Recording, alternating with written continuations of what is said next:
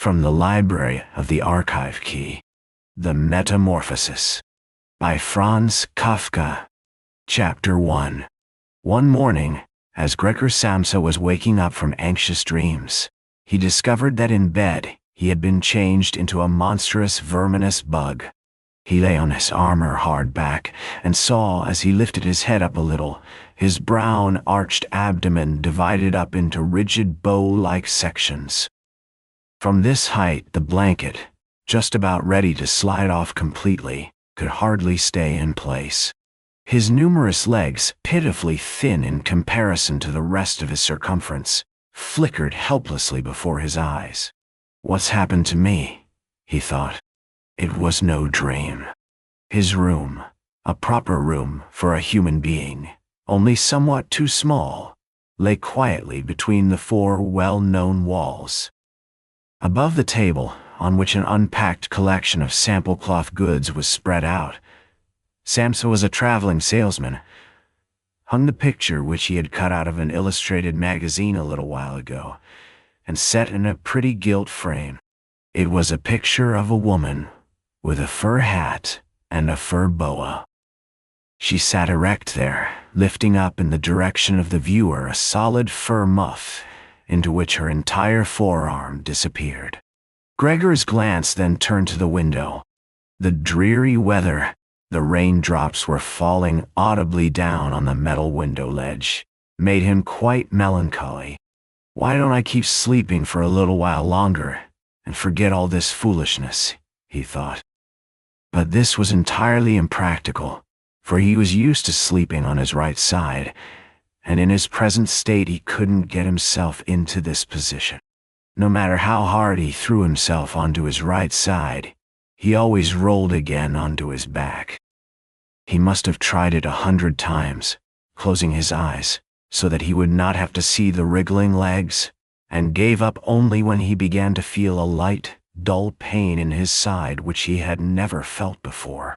"Oh God," he thought, "what a demanding job I've chosen. Day in, day out on the road. The stresses of trade are much greater than the work going on at head office, and in addition to that, I have to deal with the problems of traveling, the worries about train connections, irregular bad food, temporary and constantly changing human relationships which never come from the heart. To hell with it all." He felt a slight itching on the top of his abdomen. He slowly pushed himself on his back closer to the bedpost, so that he could lift his head more easily, found the itchy part, which was entirely covered with small white spots. He did not know what to make of them, and wanted to feel the place with a leg, but he retracted it immediately, for the contact felt like a cold shower all over him. He slid back again into his earlier position. "This getting up early," he thought, "makes a man quite idiotic. A man must have his sleep. Other traveling salesmen live like harem women. For instance, when I come back to the inn during the course of the morning to write up the necessary orders, these gentlemen are just sitting down to breakfast. If I were to try that with my boss, I'd be thrown out on the spot.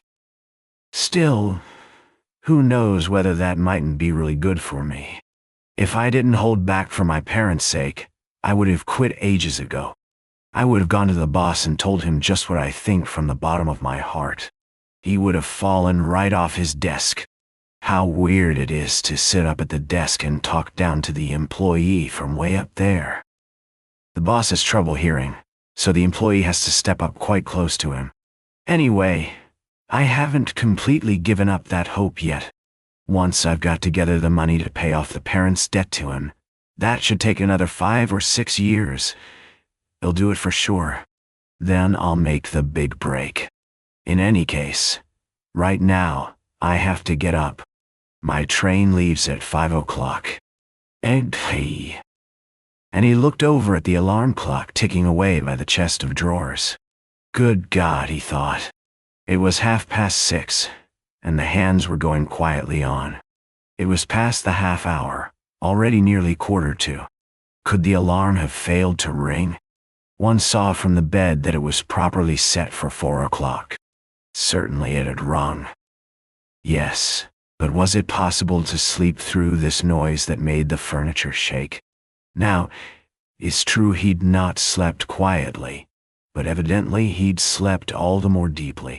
Still, what should he do now? The next train left at 7 o'clock. To catch that one, he would have to go in a mad rush. The sample collection wasn't packed up yet, and he really didn't feel particularly fresh and active. And even if he caught the train, there was no avoiding a blow-up with the boss, because the firm's errand boy would have waited for the 5 o'clock train and reported the news of his absence long ago. He was the boss's minion, without backbone or intelligence. Well then, what if he reported in sick? But that would be extremely embarrassing and suspicious, because during his 5 years' service Gregor hadn't been sick even once. The boss would certainly come with the doctor from the health insurance company, and would reproach his parents for their lazy son, and cut short all objections with the insurance doctor's comments. For him, everyone was completely healthy, but really lazy about work. And besides, would the doctor in this case be totally wrong? Apart from a really excessive drowsiness after the long sleep, Gregor in fact felt quite well, and even had a really strong appetite. As he was thinking all this over in the greatest haste, without being able to make the decision to get out of bed, the alarm clock was indicating exactly 7:15. There was a cautious knock on the door by the head of the bed. "Gregor," a voice called. It was his mother. "It's 7:15. Don't you want to be on your way?" The soft voice. Gregor was startled when he heard his voice answering. It was clearly and unmistakably his earlier voice, but in it was intermingled, as if from below, an irrepressibly painful squeaking which left the words positively distinct only in the first moment, and distorted them in the reverberation, so that one didn't know if one had heard correctly.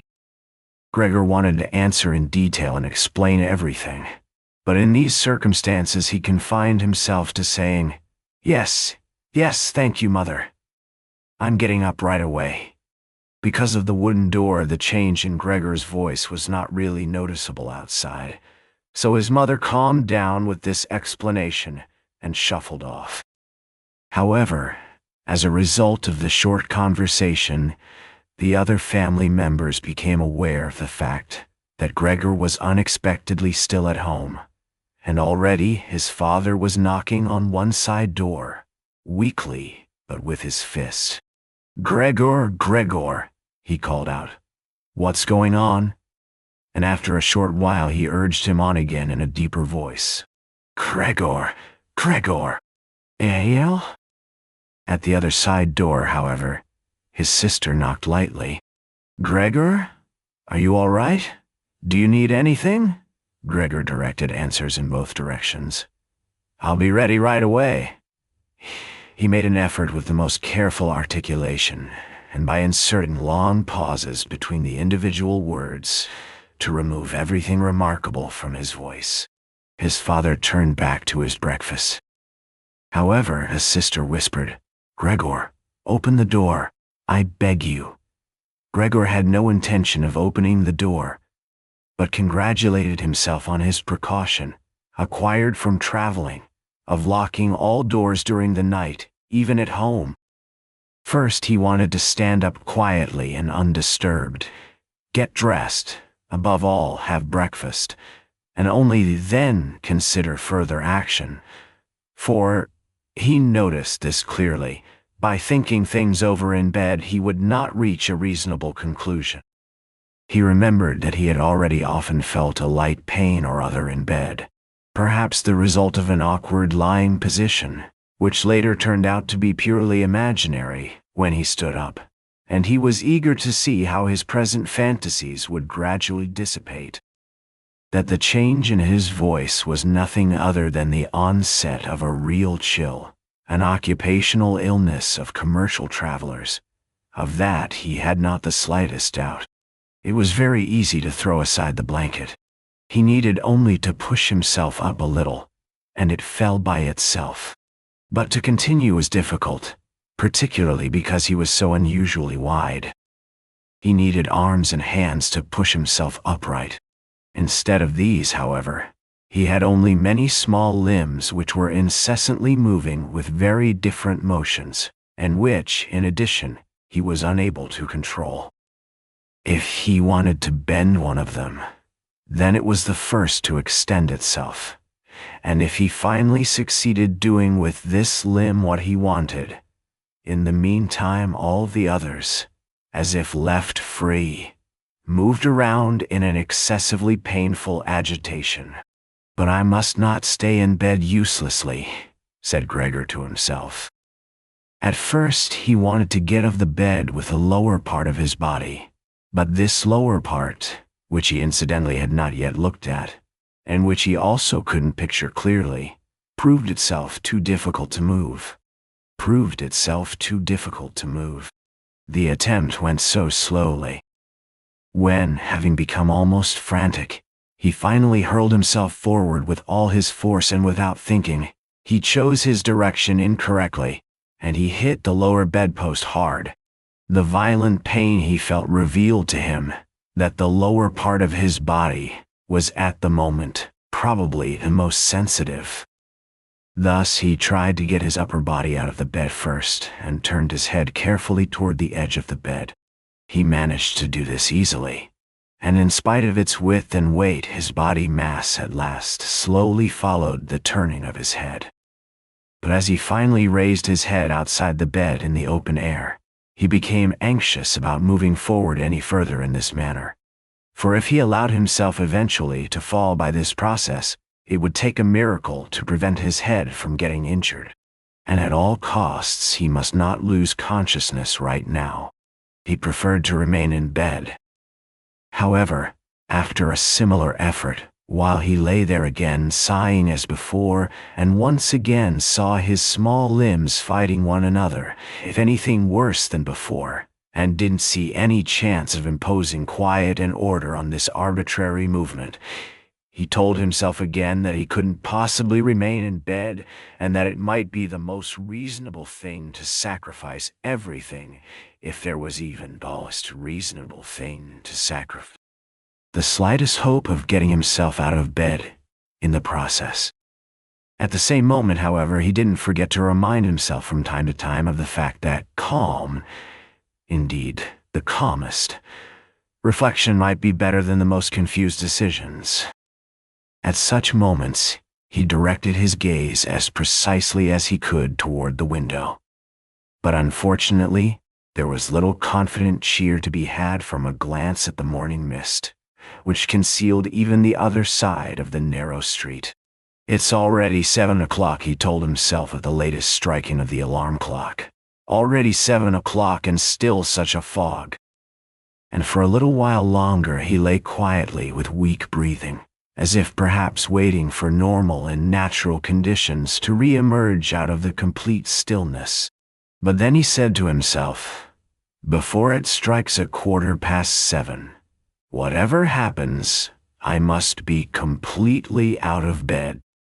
Besides, by then someone from the office will arrive to inquire about me, because the office will open before 7 o'clock. And he made an effort then to rock his entire body length out of the bed with a uniform motion. If he let himself fall out of the bed in this way, his head, which in the course of the fall he intended to lift up sharply, would probably remain uninjured.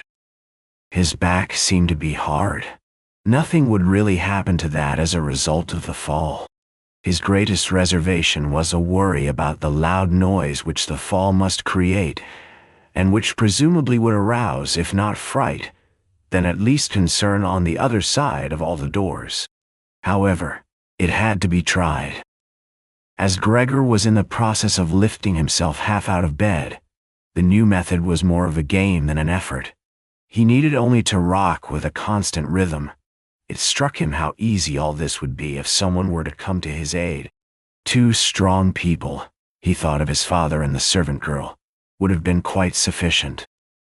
They would have only had to push their arms under his arched back to get him out of the bed, to bend down with their load, and then merely to exercise patience and care that he completed the flip onto the floor, where his diminutive legs would then, he hoped, acquire a purpose. Now, quite apart from the fact that the doors were locked, should he really call out for help? In spite of all his distress, he was unable to suppress a smile at this idea. He had already got to the point where, with a stronger rocking, he maintained his equilibrium with difficulty. And very soon, he would finally have to decide, for in 5 minutes it would be 7:15.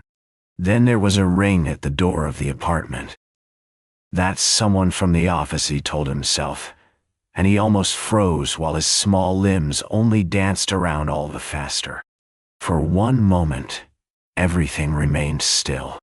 They aren't opening, Gregor said to himself, caught up in some absurd hope. But of course then, as usual, the servant girl with her firm tread went to the door and opened it. Gregor needed to hear only the visitor's first word of greeting to recognize immediately who it was, the manager himself. Why was Gregor the only one condemned to work in a firm where at the slightest lapse someone immediately attracted the greatest suspicion? Were all the employees then collectively, one and all, scoundrels? Was there then among them no truly devoted person who, if he failed to use just a couple of hours in the morning for office work, would become abnormal from pangs of conscience, and really be in no state to get out of bed? Was it really not enough to let an apprentice make inquiries, if such questioning was even necessary? Must the manager himself come, and in the process must it be demonstrated to the entire innocent family that the investigation of this suspicious circumstance could only be entrusted to the intelligence of the manager? And more as a consequence of the excited state in which this idea put Gregor than as a result of an actual decision, he swung himself with all his might out of the bed. There was a loud thud, but not a real crash. The fall was absorbed somewhat by the carpet, and in addition his back was more elastic than Gregor had thought. For that reason the dull noise was not quite so conspicuous. But he had not held his head up with sufficient care and had hit it. He turned his head, irritated and in pain, and rubbed it on the carpet. "Something has fallen in there," said the manager in the next room on the left. Gregor tried to imagine to himself whether anything similar to what was happening to him today could have also happened at some point to the manager. At least one had to concede the possibility of such a thing. However, as if to give a rough answer to this question, the manager now took a few determined steps in the next room, with a squeak of his polished boots. From the neighboring room on the right, the sister was whispering to inform Gregor. "Gregor, the manager is here." "I know," said Gregor to himself. But he did not dare make his voice loud enough so that his sister could hear. "Gregor," his father now said from the neighboring room on the left, "Mr. Manager has come and is asking why you have not left on the early train. We don't know what we should tell him. Besides, he also wants to speak to you personally. So please open the door. You will good enough to forgive the mess in your room." In the middle of all this, the manager called out in a friendly way, "Good morning, Mr. Samsa." "He is not well," said his mother to the manager. While his father was still talking at the door, "He is not well, believe me, Mr. Manager. Otherwise, how would Gregor miss a train? The young man has nothing in his head except business. I'm almost angry that he never... Right now, he's been in the city 8 days. But he's been at home every evening. He sits there with us at the table and reads the newspaper quietly or studies his travel schedules. It's quite a diversion for him if he busies himself with fretwork. For instance, he cut out a small frame over the course of 2 or 3 evenings. You'd be amazed how pretty it is. It's hanging right inside the room. You'll see it immediately as soon as Gregor opens the door. Anyway, I'm happy that you're here, Mr. Manager. By ourselves, we would never have made Gregor open the door. He's so stubborn, and he's certainly not well, although he denied that this morning. Yes, I'm coming right away, said Gregor slowly and deliberately, and didn't move, so as not to lose one word of the conversation. My dear lady, I cannot explain it to myself in any other way, said the manager. I hope it is nothing serious. On the other hand, I must also say that we business people, luckily or unluckily, however one looks at it, very often simply have to overcome a slight indisposition for business reasons. So can Mr. Manager come in to see you now? Asked his father impatiently, and knocked once again on the door. No, said Gregor. In the neighboring room on the left, a painful stillness descended. In the neighboring room on the right, the sister began to sob. Why didn't his sister go to the others? She'd probably just gotten up out of bed now and hadn't even started to get dressed yet. Then why was she crying? Because he wasn't getting up and wasn't letting the manager in, because he was in danger of losing his position, and because then his boss would badger his parents once again with the old demands? Those were probably unnecessary worries right now. Gregor was still here, and wasn't thinking at all about abandoning his family. At the moment he was lying right there on the carpet, and no one who knew about his condition would have seriously demanded that he let the manager in. But Gregor wouldn't be casually dismissed right away because of this small discourtesy, for which he would find an easy and suitable excuse later on. It seemed to Gregor that it might be far more reasonable to leave him in peace at the moment, instead of disturbing him with crying and conversation. But it was the very uncertainty which distressed the others and excused their behavior. Mr. Samsa, the manager was now shouting, his voice raised. What's the matter? You are barricading yourself in your room. Answer with only a yes and a no. Are making serious and unnecessary troubles for your parents. And neglecting, I mention this only incidentally, your commercial duties in a truly unheard of manner. I am speaking here in the name of your parents and your employer, and I am requesting you in all seriousness for an immediate and clear explanation. I am amazed. I am amazed. I thought I knew you as a calm, reasonable person, and now you appear suddenly to want to start parading around in weird moods. The chief indicated to me earlier this very day a possible explanation for your neglect. It concerned the collection of cash entrusted to you a short while ago. But in truth, I almost gave him my word of honor that this explanation could not be correct. However, now I see here your unimaginable pig-headedness, and I am totally losing any desire to speak up for you in the slightest. And your position is not at all the most secure. Originally, I intended to mention all this to you privately, but since you are letting me waste my time here uselessly, I don't know why the matter shouldn't come to the attention of your parents. Your productivity has also been very unsatisfactory recently.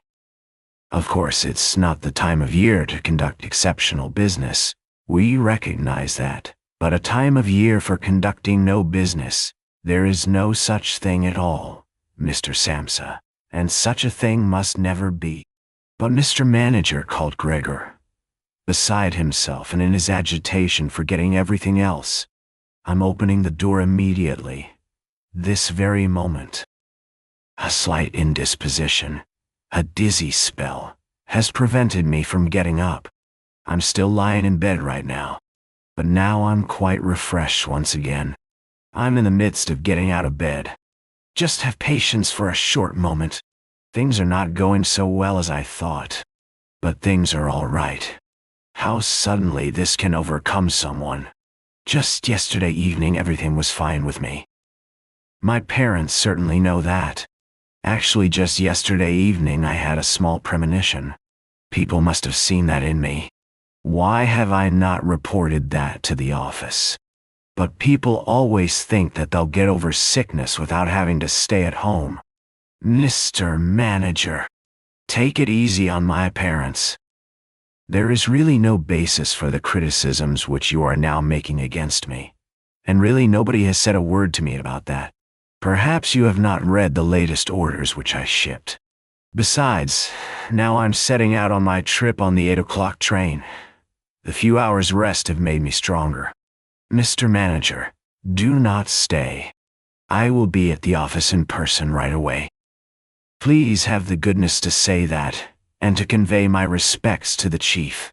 While Gregor was quickly blurting all this out, hardly aware of what he was saying, he had moved close to the chest of drawers without effort, probably as a result of the practice he had already had in bed, and now he was trying to raise himself up on it. Actually, he wanted to open the door. He really wanted to let himself be seen by and to speak with the manager. He was keen to witness what the others now asking after him would say at the sight of him. If they were startled, then Gregor had no more responsibility and could be calm. But if they accepted everything quietly, then he would have no reason to get excited, and if he got a move on, could really be at the station around 8 o'clock. At first he slid down a few times from the smooth chest of drawers, but at last he gave himself a final swing and stood up right there. He was no longer at all aware of the pains in his lower body, no matter how they might still sting. Now he let himself fall against the back of a nearby chair, on the edge of which he braced himself with his thin limbs. By doing this he gained control over himself and kept quiet, for he could now hear the manager. "Did you understood a single word?" the manager asked the parents. "Is he playing the fool with us?" "For God's sake!" cried the mother, already in tears. "Perhaps he's very ill and we're upsetting him. Greet!" she yelled at that point. "Mother?" called the sister from the other side. They were making themselves understood through Gregor's room. "You must go to the doctor right away. Gregor is sick. Hurry to the doctor. Have you heard Gregor speak yet?" "That was an animal's voice," said the manager, remarkably quietly in comparison to the mother's cries. Lie aware of what he was saying, he had moved close to the chest of drawers without effort, probably as a result of the practice he had already had in bed, and now he was trying to raise himself up on it. Actually, he wanted to open the door. He really wanted to let himself be seen by and to speak with the manager. He was keen to witness what the others now asking after him would say at the sight of him. If they were startled, then Gregor had no more responsibility and could be calm. But if they accepted everything quietly, then he would have no reason to get excited, and if he got a move on, could really be at the station around 8 o'clock. At first he slid down a few times from the smooth chest of drawers, but at last he gave himself a final swing and stood upright there. He was no longer at all aware of the pains in his lower body, no matter how they might still sting. Now he let himself fall against the back of a nearby chair, on the edge of which he braced himself with his thin limbs. By doing this, he gained control over himself and kept quiet, for he could now hear the manager. "Did you understood a single word?" the manager asked the parents. "Is he playing the fool with us?" "For God's sake!" cried the mother, already in tears. "Perhaps he's very ill and we're upsetting him. Greet! Greet!" she yelled at that point. "Mother?" called the sister from the other side. They were making themselves understood through Gregor's room. "You must go to the doctor right away. Gregor is sick. Hurry to the doctor. Have you heard Gregor speak yet?"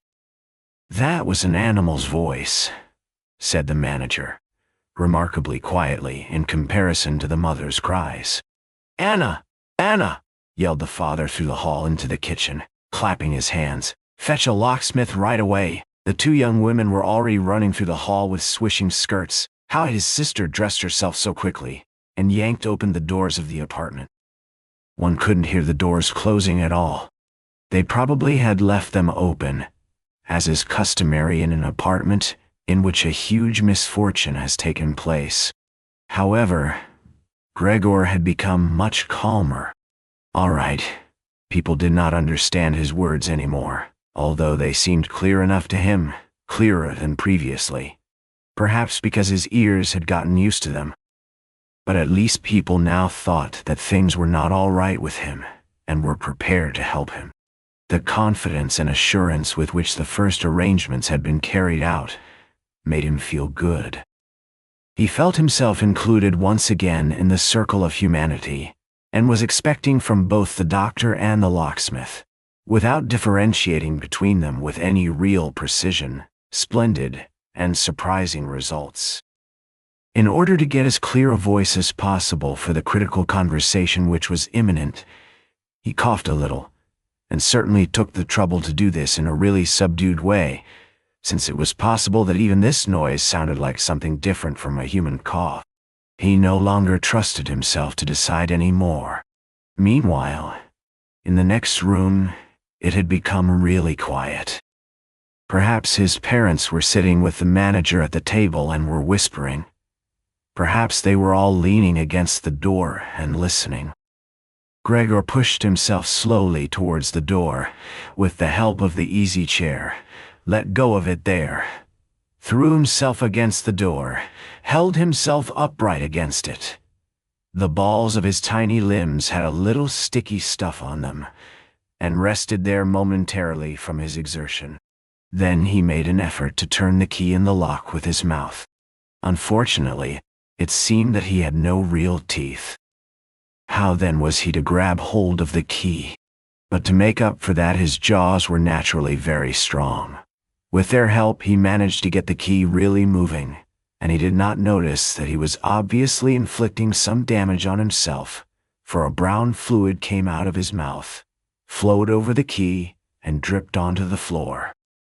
"Just listen for a moment," said the manager in the next room. "He's turning the key."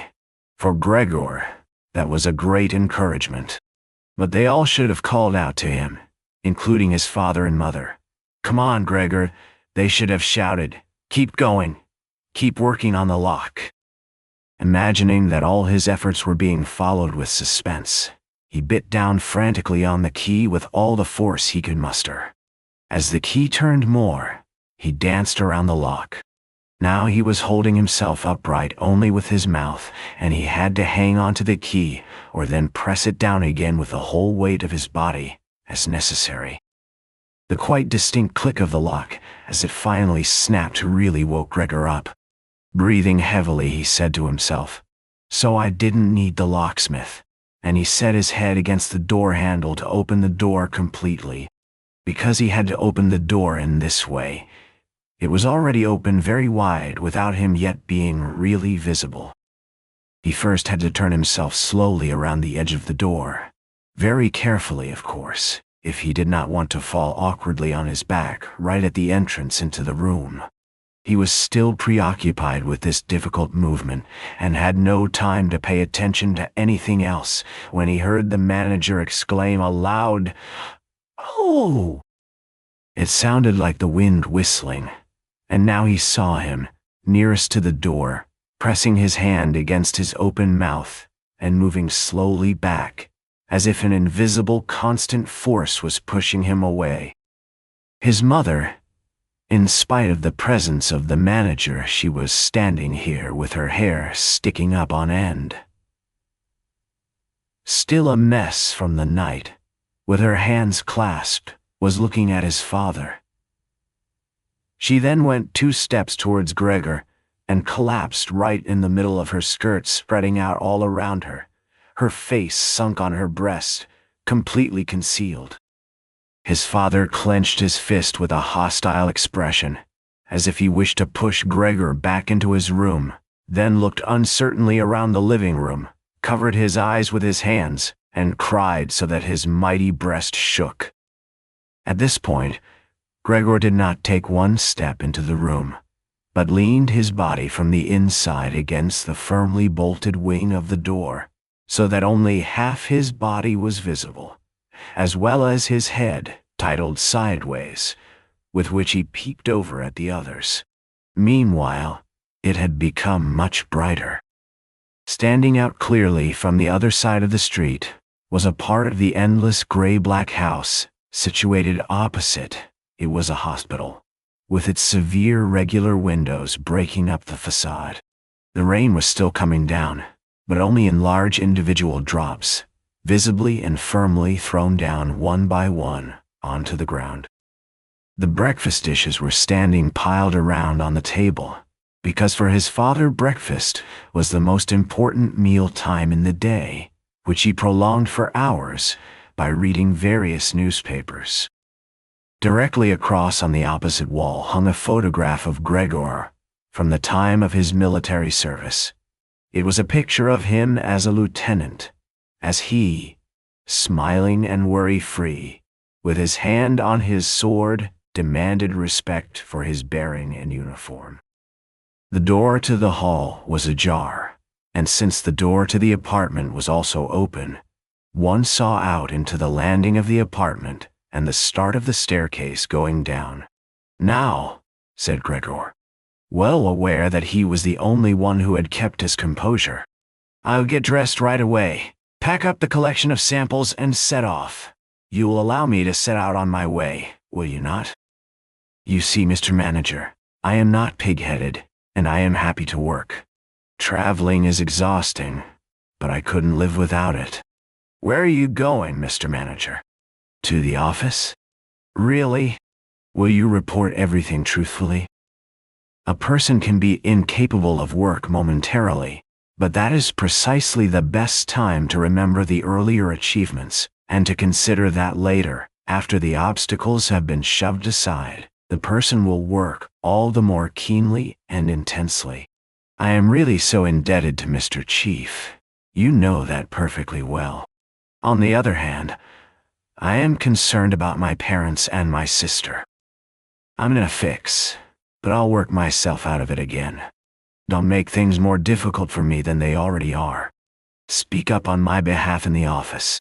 People don't like traveling salesmen. I know that.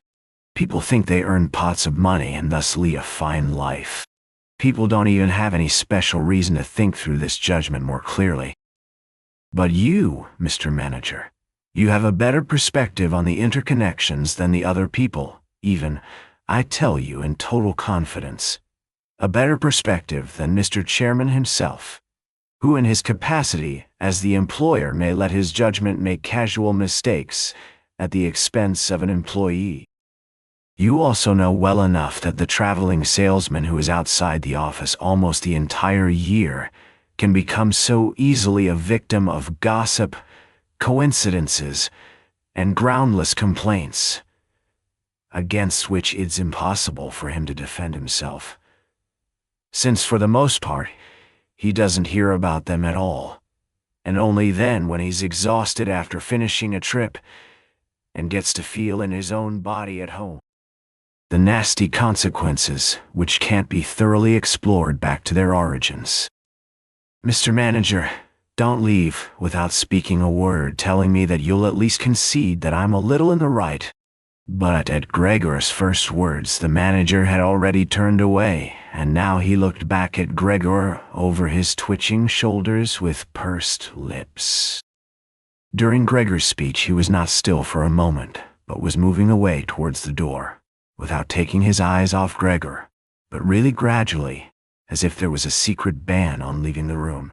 He was already in the hall, and after the sudden movement with which he finally pulled his foot out of the living room, one could have believed that he had just burned the sole of his foot. In the hall, however, he stretched out his right hand away from his body towards the staircase, as if some truly supernatural relief was waiting for him there. Gregor realized that he must not under any circumstances allow the manager to go away in this frame of mind, especially if his position in the firm was not to be placed in the greatest danger. His parents did not understand all this very well. Over the long years, they had developed the conviction that Gregor was set up for life in his firm, and in addition, They had so much to do nowadays with their present troubles that all foresight was foreign to them. But Gregor had this foresight. The manager must be held back, calmed down, convinced, and finally won over. The future of Gregor and his family really depended on it. If only the sister had been there. She was clever. She had already cried while Gregor was still lying quietly on his back. And the manager, this friend of the ladies, would certainly let himself be guided by her. She would have closed the door to the apartment and talked him out of his fright in the hall. But the sister was not even there. Gregor must deal with it himself. Without thinking that as yet he didn't know anything about his present ability to move, and without thinking that his speech possibly, indeed probably, had once again not been understood, he left the wing of the door, pushed himself through the opening, and wanted to go over to the manager, who was already holding tight onto the handrail with both hands on the landing, in a ridiculous way. But as he looked for something to hold on to, with a small scream, Gregor immediately fell down onto his numerous little legs. Scarcely had this happened, when he felt for the first time that morning a general physical well-being. The small limbs had firm floor under them. They obeyed perfectly, as he noticed to his joy, and strove to carry him forward in the direction he wanted. Right away he believed that the final amelioration of all his suffering was immediately at hand. But at the very moment when he lay on the floor rocking in a restrained manner, quite close and directly across from his mother, apparently totally sunk into herself, she suddenly sprang right up with her arms spread far apart and her fingers extended and cried out, "Help! For God's sake, help!" She held her head bowed down, as if she wanted to view Gregor better, but ran senselessly back, contradicting that gesture, forgetting that behind her stood the table with all the dishes on it. When she reached the table, she sat down heavily on it, as if absent-mindedly, and did not appear to notice at all that next to her coffee was pouring out onto the carpet in a full stream from the large overturned container. "Mother, mother," said Gregor quietly, and looked over towards her. The manager momentarily had disappeared completely from his mind. By contrast, at the sight of the flowing coffee, he couldn't stop himself snapping his jaws in the air a few times. At that, his mother screamed all over again, hurried from the table, and collapsed into the arms of his father, who was rushing towards her. But Gregor had no time right now for his parents. The manager was already on the staircase, his chin level with the banister. The manager looked back for the last time. Gregor took an initial movement to catch up to him if possible. But the manager must have suspected something, because he made a leap down over a few stairs and disappeared, still shouting, "Ha!" The sound echoed throughout the entire stairwell. Now, unfortunately, this flight of the manager also seemed completely to bewilder his father, who earlier had been relatively calm, for instead of running after the manager himself, or at least not hindering Gregor from his pursuit, with his right hand, he grabbed hold of the manager's cane, which he had left behind with his hat and overcoat on a chair. With his left hand, his father picked up a large newspaper from the table, and stamping his feet on the floor, he set out to drive Gregor back into his room by waving the cane and the newspaper. No request of Gregor's was of any use. No request would even be understood. No matter how willing he was to turn his head respectfully, his father just stomped all the harder with his feet. Across the room from him, his mother had pulled open a window, in spite of the cool weather, and leaning out with her hands on her cheeks, she pushed her face far outside the window. Between the alley and the stair, a strong draft came up. The curtains on the window flew around. The newspapers on the table swished, and individual sheets fluttered down over the floor. The father relentlessly pressed forward, pushing out sibilants, like a wild man. Now, Gregor had no practice at all in going backwards. It was really going very slowly. If Gregor only had been allowed to turn himself around, he would have been in his room right away. But he was afraid to make his father impatient by the time-consuming process of turning around, and each moment he faced the threat of a mortal blow on his back or his head from the cane in his father's hand. Finally, Gregor had no other option, for he noticed with horror that he did not understand yet how to maintain his direction going backwards. And so he began, amid constantly anxious sideways glances in his father's direction, to turn himself around as quickly as possible, although in truth this was only very slowly. Perhaps his father noticed his good intentions, for he did not disrupt Gregor in this motion, but with the tip of the cane from a distance he even directed here and there Gregor's rotating movement. If only there hadn't been his father's unbearable hissing. Because of that, Gregor totally lost his head. He was already almost totally turned around, when, always with this hissing in his ear, he just made a mistake and turned himself back a little. But when he finally was successful in getting his head in front of the door opening, it became clear that his body was too wide to go through any further. Naturally, his father, in his present mental state, had no idea of opening the other wing of the door a bit to create a suitable passage for Gregor to get through. His single fixed thought was that Gregor must get into his room as quickly as possible. He would never have allowed the elaborate preparations that Gregor required to orient himself, and thus perhaps get through the door. On the contrary, as if there were no obstacle, and with a peculiar noise, he now drove Gregor forwards.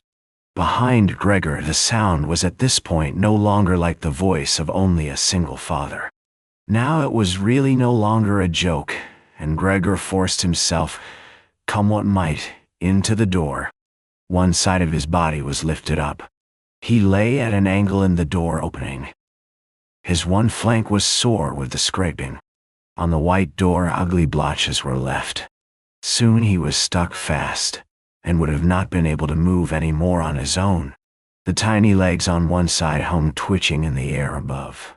The ones on the other side were pushed painfully into the floor. Then his father gave him one really strong, liberating push from behind, and he scurried, bleeding severely, far into the interior of his room. The door was slammed shut with the cane, and finally, it was quiet. Chapter 2. Gregor first woke up from his heavy swoon-like sleep in the evening twilight.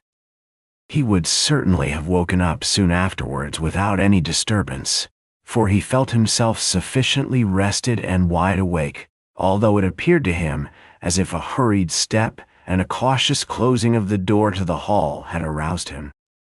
The shine of the electric streetlights lay pale here and there on the ceiling, and on the higher parts of the furniture, but underneath around Gregor it was dark. He pushed himself slowly toward the door, still groping awkwardly with his feelers, which he now learned to value for the first time, to check what was happening there. His left side seemed one single long, unpleasantly stretched scar, and he really had to hobble on his 2 rows of legs. In addition, one small leg had been seriously wounded in the course of the morning incident. It was almost a miracle that only one had been hurt, and dragged lifelessly behind. By the door he first noticed what had really lured him there. It was the smell of something to eat. For there stood a bowl filled with sweetened milk, in which swam tiny pieces of white bread. He almost laughed with joy, for he now had a much greater hunger than in the morning, and he immediately dipped his head almost up to and over his eyes down into the milk. But he soon drew it back again in disappointment, not just because it was difficult for him to eat on account of his delicate left side. He could eat only if his entire panting body worked in a coordinated way, but also because the milk, which otherwise was his favorite drink and which his sister had certainly placed there for that reason, did not appeal to him at all. He turned away from the bowl almost with aversion and crept back into the middle of the room. In the living room, as Gregor saw through the crack in the door, the gas was lit, but where on other occasions at this time of day, the father was accustomed to read the afternoon newspaper in a loud voice to his mother, and sometimes also to his sister. At the moment, not a sound was audible. Now, perhaps this reading aloud, about which his sister always spoken and written to him, had recently fallen out of their general routine. But it was so still all around, in spite of the fact that the apartment was certainly not empty. "What a quiet life the family leads," said Gregor to himself, and as he stared fixedly out in front of him into the darkness, he felt a great pride that he had been able to provide such a life in a beautiful apartment like this for his parents and his sister. But how would things go if now all tranquility, all prosperity, all contentment should come to a horrible end? In order not to lose himself in such thoughts, Gregor preferred to set himself moving and crawled up and down in his room. Once during the long evening one side door and then the other door was opened just a tiny crack and quickly closed again. Someone presumably needed to come in but had then thought better of it. Gregor immediately took up a position by the living room door, determined to bring in the hesitant visitor somehow or other, or at least to find out who it might be. But now the door was not opened anymore, and Gregor waited in vain. Earlier, when the door had been barred, they had all wanted to come into him. Now, when he had opened one door, and when the others had obviously been opened during the day, no one came any more, and the keys were stuck in the locks on the outside. The light in the living room was turned off only late at night, and now it was easy to establish that his parents and his sister had stayed awake all this time, for one could hear clearly as all three moved away on tiptoe. Now it was certain that no one would come into Gregor any more until the morning. Thus, he had a long time to think undisturbed about how he should reorganize his life from scratch. But the high open room, in which he was compelled to lie flat on the floor, made him anxious, without his being able to figure out the reason, for he had lived in the room for 5 years. With a half-unconscious turn and not without a slight shame, he scurried under the couch, where, in spite of the fact that his back was a little cramped, and he could no longer lift up his head, he felt very comfortable, and was sorry only that his body was too wide to fit completely under it. There he remained the entire night, which he spent partly in a state of semi-sleep, out of which his hunger constantly woke him with a start, but partly in a state of worry and murky hopes, which all led to the conclusion that for the time being, he would have to keep calm, and with patience and the greatest consideration for his family tolerate the troubles which in his present condition he was now forced to cause them. Already early in the morning, it was still almost night, Gregor had an opportunity to test the power of the decisions he had just made, for his sister, almost fully dressed, opened the door from the hall into his room and looked eagerly inside. She did not find him immediately, but when she noticed him under the couch, God, he had to be somewhere or other, for he could hardly fly away. She got such a shock that, without being able to control herself, she slammed the door shut once again from the outside. However, as if she was sorry for her behavior, she immediately opened the door again and walked in on her tiptoes, as if she was in the presence of a serious invalid or a total stranger. Gregor had pushed his head forward just to the edge of the couch and was observing her. Would she really notice that he had left the milk standing, not indeed from any lack of hunger, and would she bring in something else to eat more suitable for him? If she did not do it on her own, he would sooner starve to death than call her attention to the fact. Although he had a really powerful urge to move beyond the couch, throw himself at his sister's feet, and beg her for something or other good to eat. But his sister noticed right away with astonishment that the bowl was still full, with only a little milk spilled around it.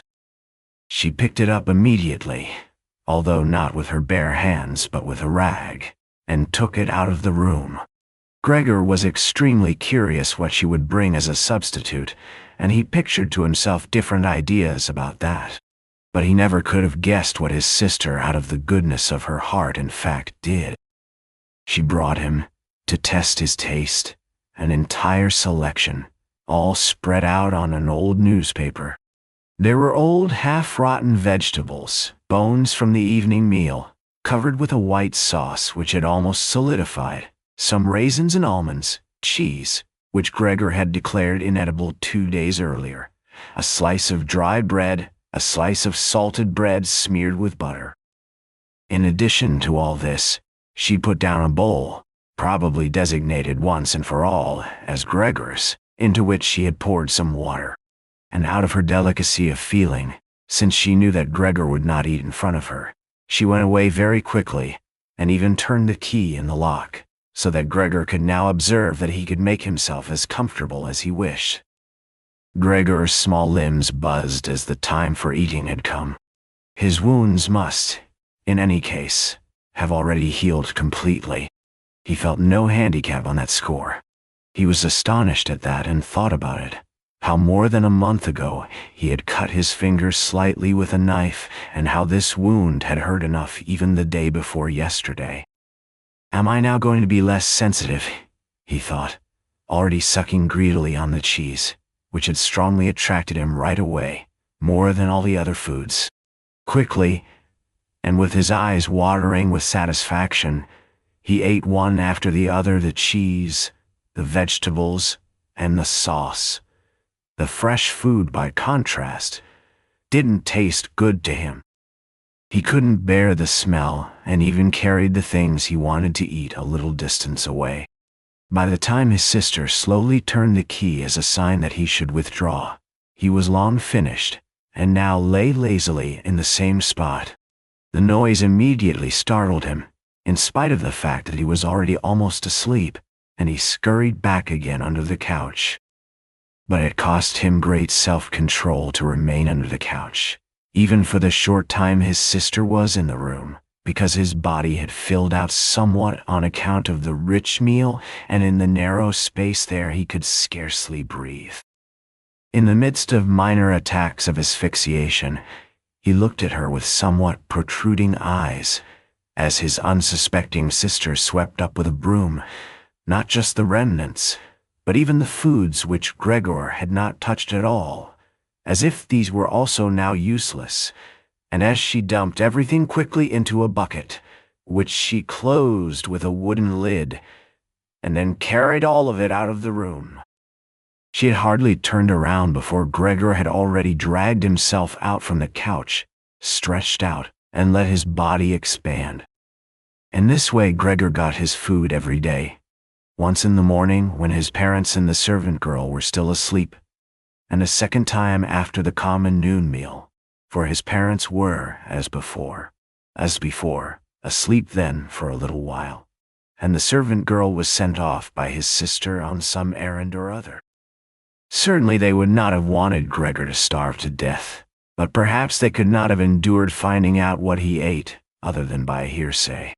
Perhaps his sister wanted to spare them what was possibly only a small grief, for they were really suffering quite enough already. What sorts of excuses people had used on that first morning to get the doctor and the locksmith out of the house, Gregor was completely unable to ascertain. Since he was not comprehensible, no one, not even his sister, thought that he might be able to understand others, and thus, when his sister was in her room, he had to be content with listening now and then to her sighs and invocations to the saints. Only later, when she had grown somewhat accustomed to everything, naturally, there could never be any talk of her growing completely accustomed to it. Gregor sometimes caught a comment which was intended to be friendly, or could be interpreted as such. Well, today it tasted good to him, she said. If Gregor had really cleaned up what he had to eat, whereas in the reverse situation, which gradually repeated itself more and more frequently, she used to say sadly, "Now everything has stopped again." But while Gregor could get no new information directly, he did hear a good deal from the room next door, and as soon as he heard voices, he scurried right away to the relevant door and pressed his entire body against it. In the early days especially, there was no conversation which was not concerned with him in some way or other, even if only in secret. For 2 days at all mealtimes, discussions on that subject could be heard on how people should now behave. But they also talked about the same subject in the times between meals, for there were always at least 2 family members at home, since no one really wanted to remain in the house alone, and people could not under any circumstances leave the apartment completely empty. In addition, on the very first day, the servant girl, it was not completely clear what and how much she knew about what had happened, on her knees had begged his mother to let her go immediately, and when she said goodbye about 15 minutes later, she thanked them for the dismissal with tears in her eyes, as if she was receiving the greatest favor which people had shown her there. And, without anyone demanding it from her, she swore a fearful oath not to betray anyone, not even the slightest bit. Now his sister had to team up with his mother to do the cooking, although that didn't create much trouble because people were eating almost nothing. Again and again Gregor listened as one of them vainly invited another one to eat, and received no answer other than, "Thank you. I have enough," or something like that. And perhaps they had stopped having anything to drink too. His sister often asked his father whether he wanted to have a beer and gladly offered to fetch it herself, and when his father was silent, she said, in order to remove any reservations he might have, that she could send the caretaker's wife to get it. But then his father finally said a resounding no, and nothing more would be spoken about it. Already during the first day his father laid out all the financial circumstances and prospects to his mother and to his sister as well. From time to time he stood up from the table and pulled out of the small lockbox salvaged from his business, which had collapsed 5 years previously, some document or other, or some notebook. The sound was audible as he opened up the complicated lock, and after removing what he was looking for, locked it up again. These explanations by his father were, in part, the first enjoyable thing that Gregor had the chance to listen to since his imprisonment. He had thought that nothing at all was left over for his father from that business. At least his father had told him nothing to contradict that view, and Gregor in any case hadn't asked him about it. At the time, Gregor's only concern had been to devote everything he had in order to allow his family to forget as quickly as possible the business misfortune which had brought them all into a state of complete hopelessness. And so at that point he'd started to work with a special intensity, and from an assistant had become, almost overnight, a traveling salesman, who naturally had entirely different possibilities for earning money, and whose successes at work at once were converted into the form of cash commissions, which could be set out on the table at home in front of his astonished and delighted family. Those had been beautiful days, and they had never come back afterwards, at least not with the same splendor, in spite of the fact that Gregor later earned so much money that he was in a position to bear the expenses of the entire family, expenses which he, in fact, did bear. They had become quite accustomed to it, both the family and Gregor as well. They took the money with thanks and he happily surrendered it, but the special warmth was no longer present. Only the sister had remained still close to Gregor, and it was his secret plan to send her. In contrast to Gregor, she loved music very much and knew how to play the violin charmingly. Next year to the conservatory, regardless of the great expense which that must necessitate, and which would be made up in other ways. Now and then, during Gregor's short stays in the city, the conservatory was mentioned in conversations with his sister, but always only as a beautiful dream, whose realization was unimaginable. And their parents never listened to these innocent expectations with pleasure. But Gregor thought about them with scrupulous consideration and intended to explain the matter ceremoniously on Christmas Eve. In his present situation, such futile ideas went through his head, while he pushed himself right up against the door and listened.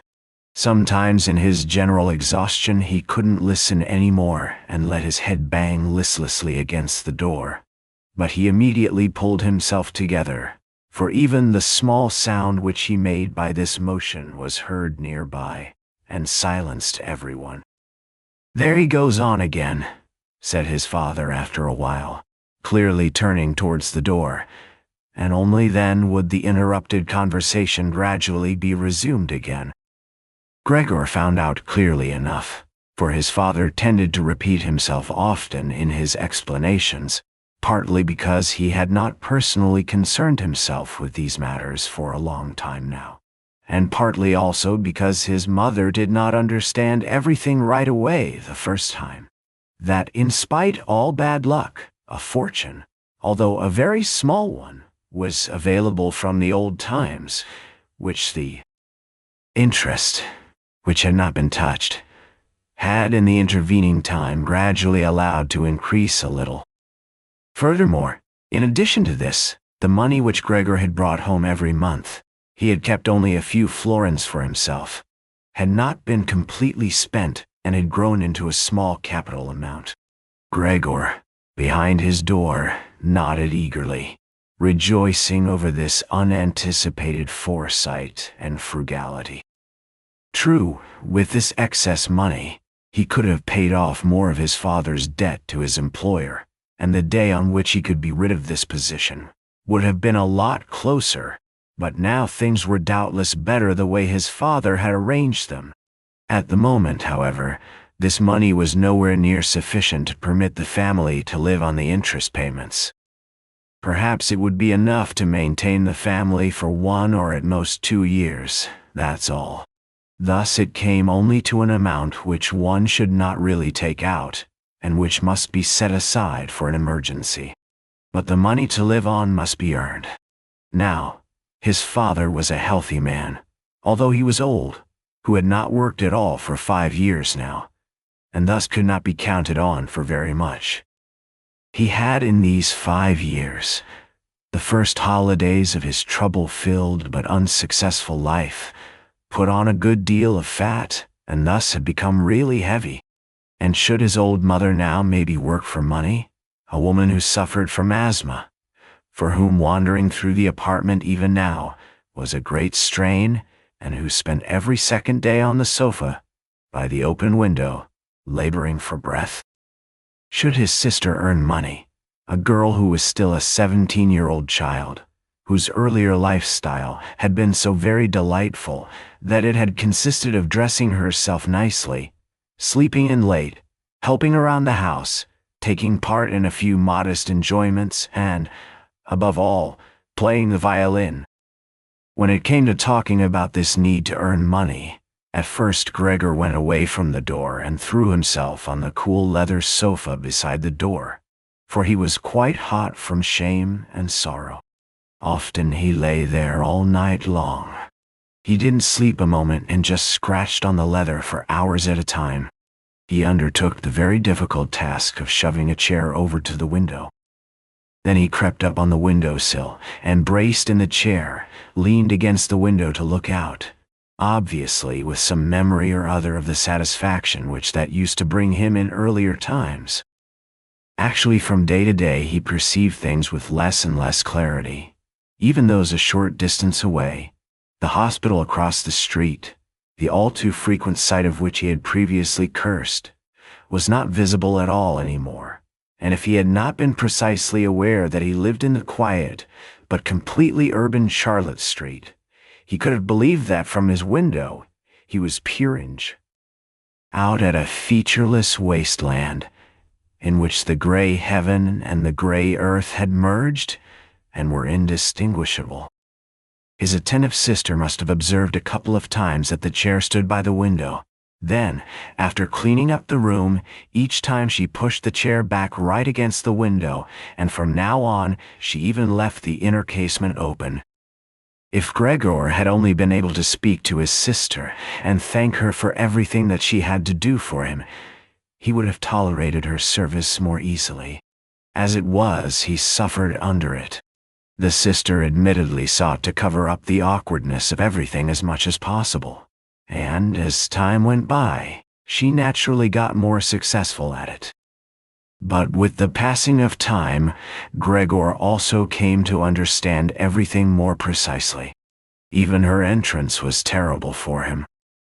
As soon as she entered, she ran straight to the window, without taking the time to shut the door, in spite of the fact that she was otherwise very considerate in sparing anyone the sight of Gregor's room, and yanked the window open with eager hands, as if she was almost suffocating, and remained for a while by the window breathing deeply, even when it was still so cold. With this running and noise, she frightened Gregor twice every day. The entire time he trembled under the couch, and yet he knew very well that she would certainly have spared him gladly if it had only been possible to remain with the window closed in a room where Gregor lived. On one occasion, about 1 month had already gone by since Gregor's transformation, and there was now no particular reason anymore for his sister to be startled at Gregor's appearance. She came a little earlier than usual, and came upon Gregor as he was still looking out the window, immobile, and well positioned to frighten someone. It would not have come as a surprise to Gregor if she had not come in, since his position was preventing her from opening the window immediately. But she not only did not step inside, she even retreated and shut the door. A stranger really could have concluded from this that Gregor had been lying in wait for her and wanted to bite her. Of course, Gregor immediately concealed himself under the couch, but he had to wait until the noon meal before his sister returned, and she seemed much less calm than usual. From this he realized that his appearance was still constantly intolerable to her, and must remain intolerable in future, and that she really had to exert a lot of self-control not to run away from a glimpse of only the small part of his body which stuck out from under the couch. In order to spare her even this sight, one day he dragged the sheet on his back onto the couch. This task took him 4 hours, and arranged it in such a way that he was now completely concealed, and his sister, even if she bent down, could not see him. If this sheet was not necessary as far as she was concerned, then she could remove it, for it was clear enough that Gregor could not derive any pleasure from isolating himself away so completely. But she left the sheet just as it was, and Gregor believed he even caught a look of gratitude when on one occasion he carefully lifted up the sheet a little with his head to check as his sister took stock of the new arrangement. In the first 2 weeks his parents could not bring themselves to visit him, and he often heard how they fully acknowledged his sister's present work, whereas, earlier, they had often got annoyed at his sister because she had seemed to them a somewhat useless young woman. However, now both his father and his mother often waited in front of Gregor's door, while his sister cleaned up inside, and as soon as she came out, she had to explain in detail how things looked in the room, what Gregor had eaten, how he had behaved this time, and whether perhaps a slight improvement was perceptible. In any event, his mother comparatively soon wanted to visit Gregor, but his father and his sister restrained her, at first, with reasons which Gregor listened to very attentively and which he completely endorsed. Later, however, they had to hold her back forcefully, and when she then cried, "Let me go to Gregor. He's my unlucky son. Don't you understand that I have to go to him?" Gregor then thought that perhaps it would be a good thing if his mother came in, not every day, of course, but maybe once a week. She understood everything much better than his sister, who in spite of all her courage was still a child, and in the last analysis, had perhaps undertaken such a difficult task only out of childish recklessness. Gregor's wish to see his mother was soon realized. While during the day Gregor, out of consideration for his parents, did not want to show himself by the window, He couldn't crawl around very much on the few square meters of the floor. He found it difficult to bear lying quietly during the night, and soon eating no longer gave him the slightest pleasure. So for diversion, he acquired the habit of crawling back and forth across the walls and ceiling. He was especially fond of hanging from the ceiling. The experience was quite different from lying on the floor. It was easier to breathe. A slight vibration went through his body, and in the midst of the almost happy amusement which Gregor found up there, it could happen that, to his own surprise, he let go and hit the floor. However, now he naturally controlled his body quite differently, and he did not injure himself in such a great fall. His sister noticed immediately the new amusement which Gregor had found for himself, for as he crept around, he left behind here and there traces of his sticky stuff, and so she got the idea of making Gregor's creeping around as easy as possible, and thus of removing the furniture which got in the way, especially the chest of drawers. But she was in no position to do this by herself. She did not dare to ask her father to help, and the servant girl would certainly not have assisted her, for although this girl, about 16 years old, had courageously remained since the dismissal of the previous cook, she had begged for the privilege of being allowed to stay permanently confined to the kitchen, and of having to open the door only in answer to a special summons. Thus, his sister had no other choice but to involve his mother while his father was absent. His mother approached Gregor's room with cries of excited joy, but she fell silent at the door. Of course, his sister first checked whether everything in the room was in order.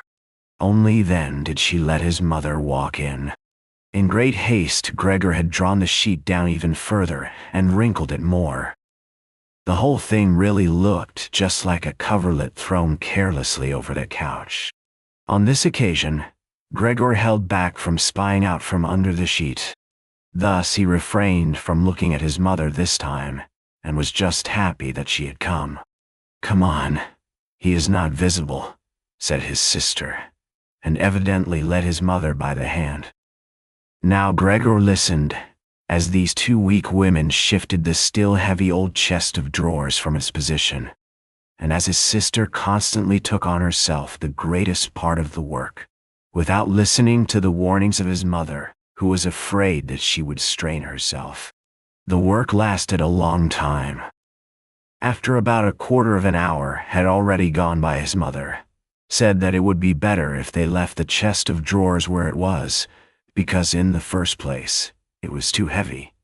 They would not be finished before his father's arrival, and with the chest of drawers in the middle of the room, it would block all Gregor's pathways. But, in the second place, it might not be certain that Gregor would be pleased with the removal of the furniture. To her, the reverse seemed to be true. The sight of the empty walls pierced her right to the heart, and why should Gregor not feel the same, since he had been accustomed to the room furnishings for a long time, and in an empty room would thus feel himself abandoned? "And is it not the case," his mother concluded very quietly, almost whispering as if she wished to prevent Gregor, whose exact location she really didn't know, from hearing even the sound of her voice, for she was convinced that he did not understand her words. "And isn't it a fact that by removing the furniture we're showing that we're giving up all hope of an improvement and are leaving him to his own resources without any consideration? I think it would be best if we tried to keep the room exactly in the condition in which it was before, so that, when Gregor returns to us, he finds everything unchanged and can forget the intervening time all the more easily." "Benny."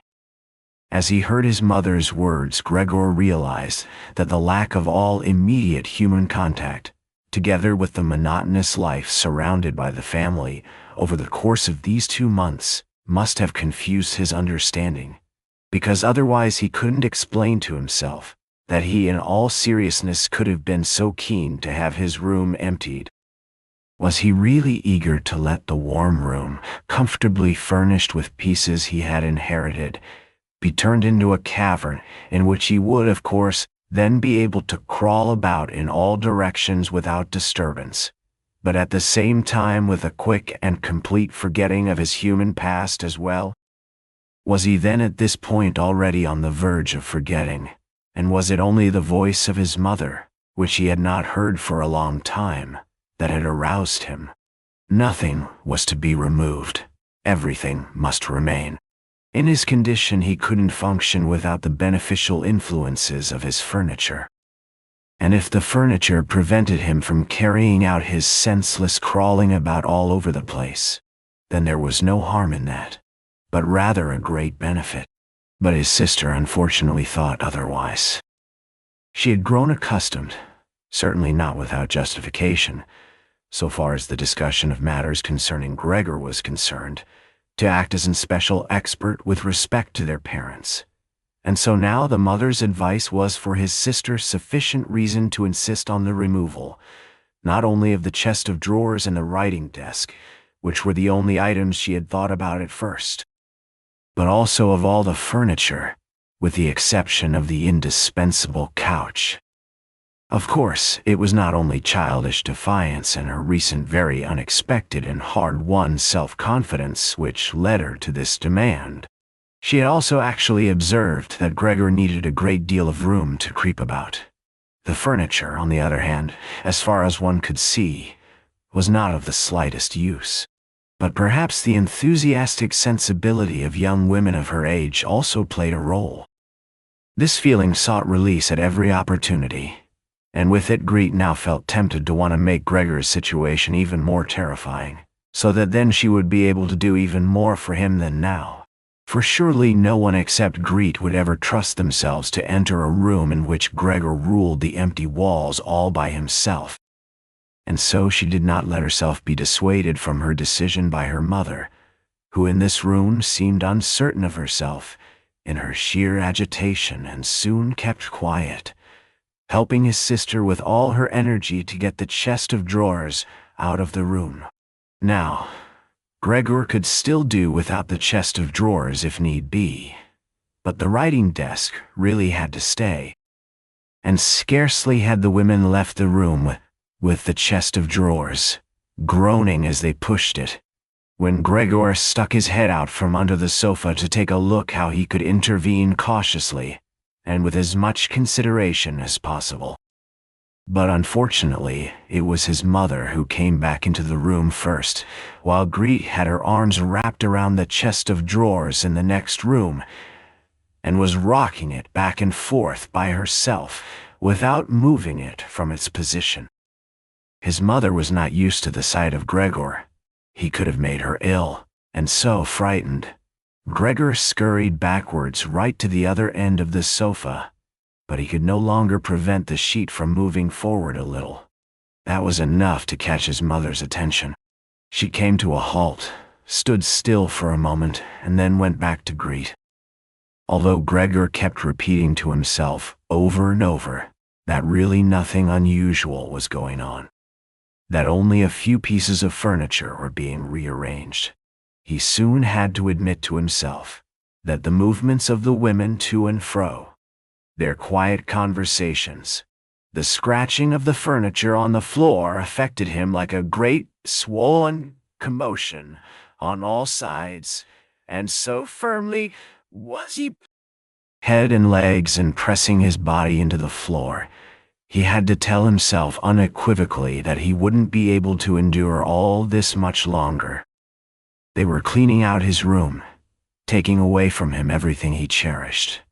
They had already dragged out the chest of drawers in which the fret saw and other tools were kept, and they were now loosening the writing desk which was fixed tight to the floor, the desk on which he, as a business student, a school student, indeed even as an elementary school student, had written out his assignments.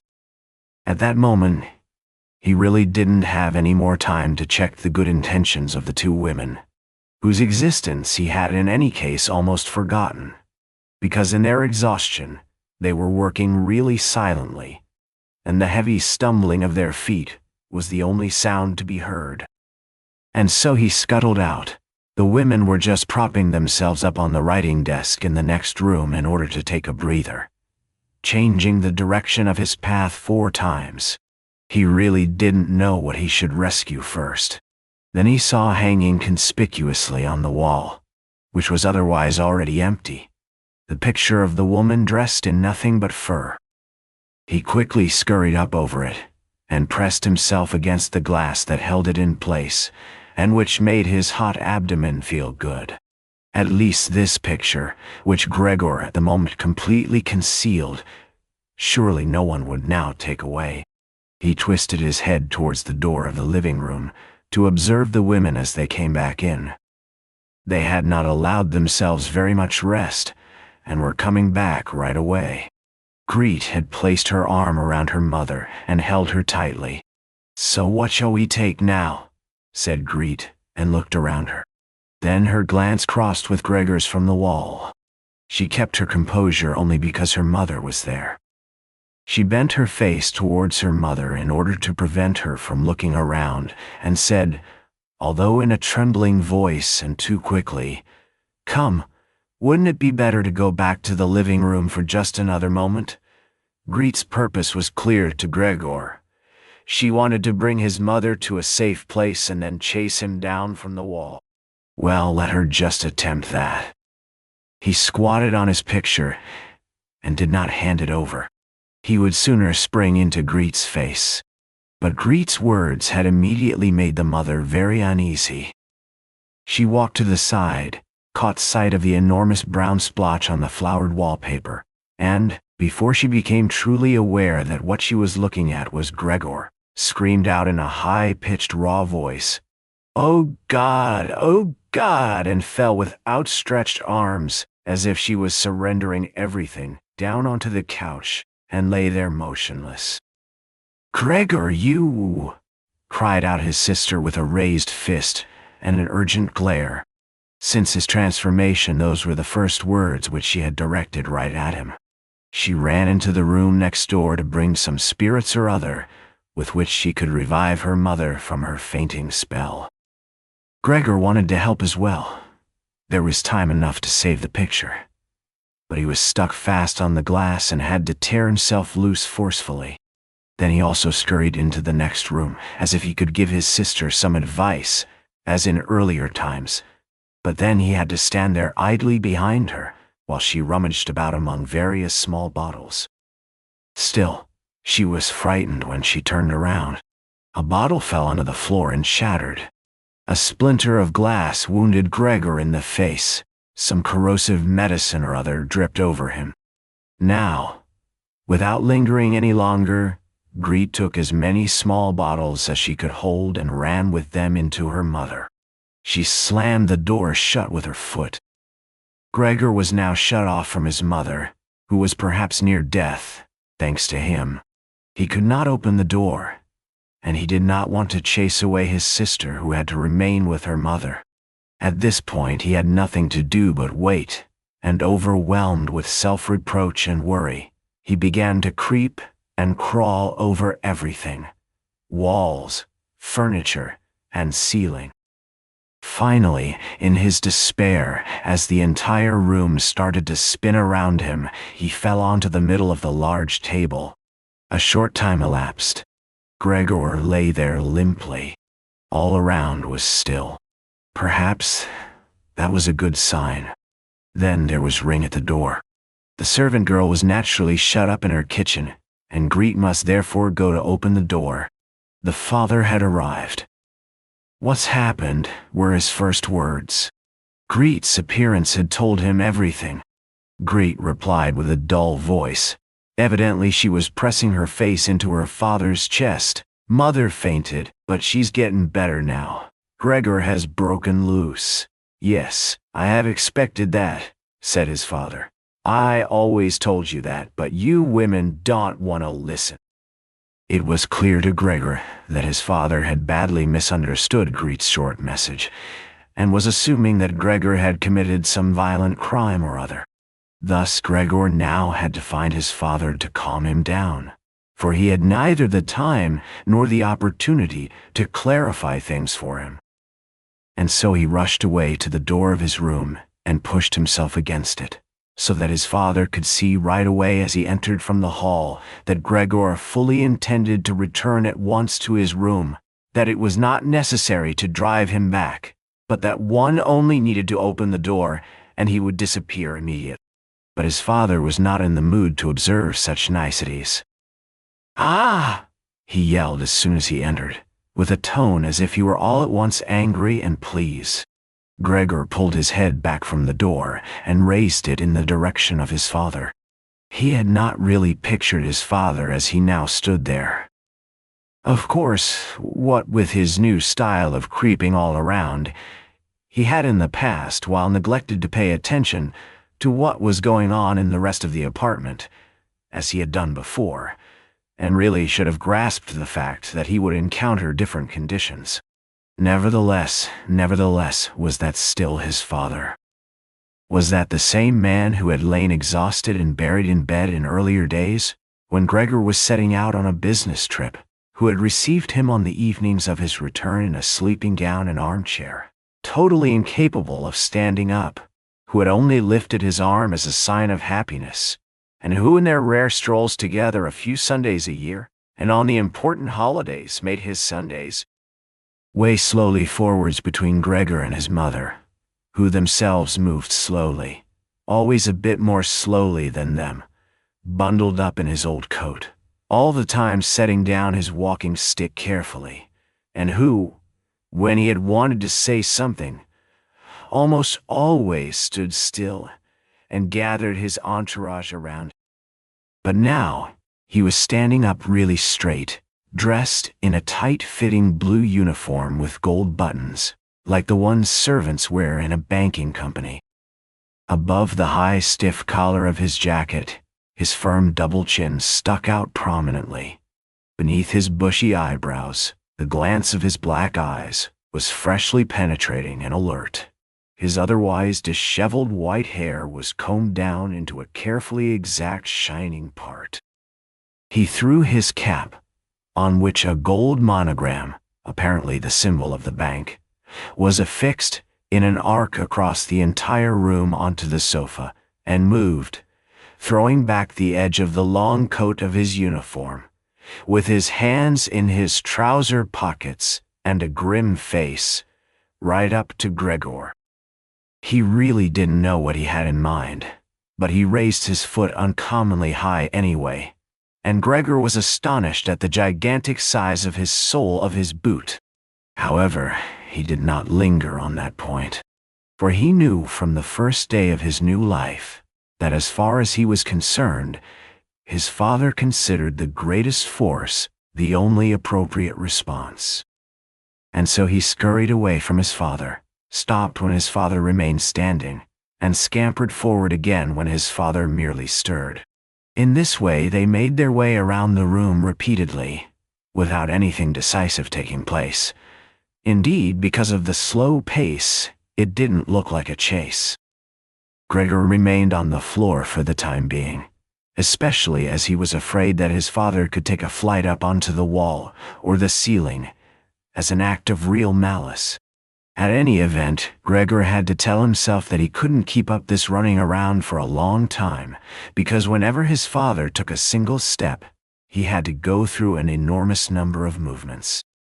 Already he was starting to suffer from a shortage of breath, just as in his earlier days his lungs had been quite unreliable.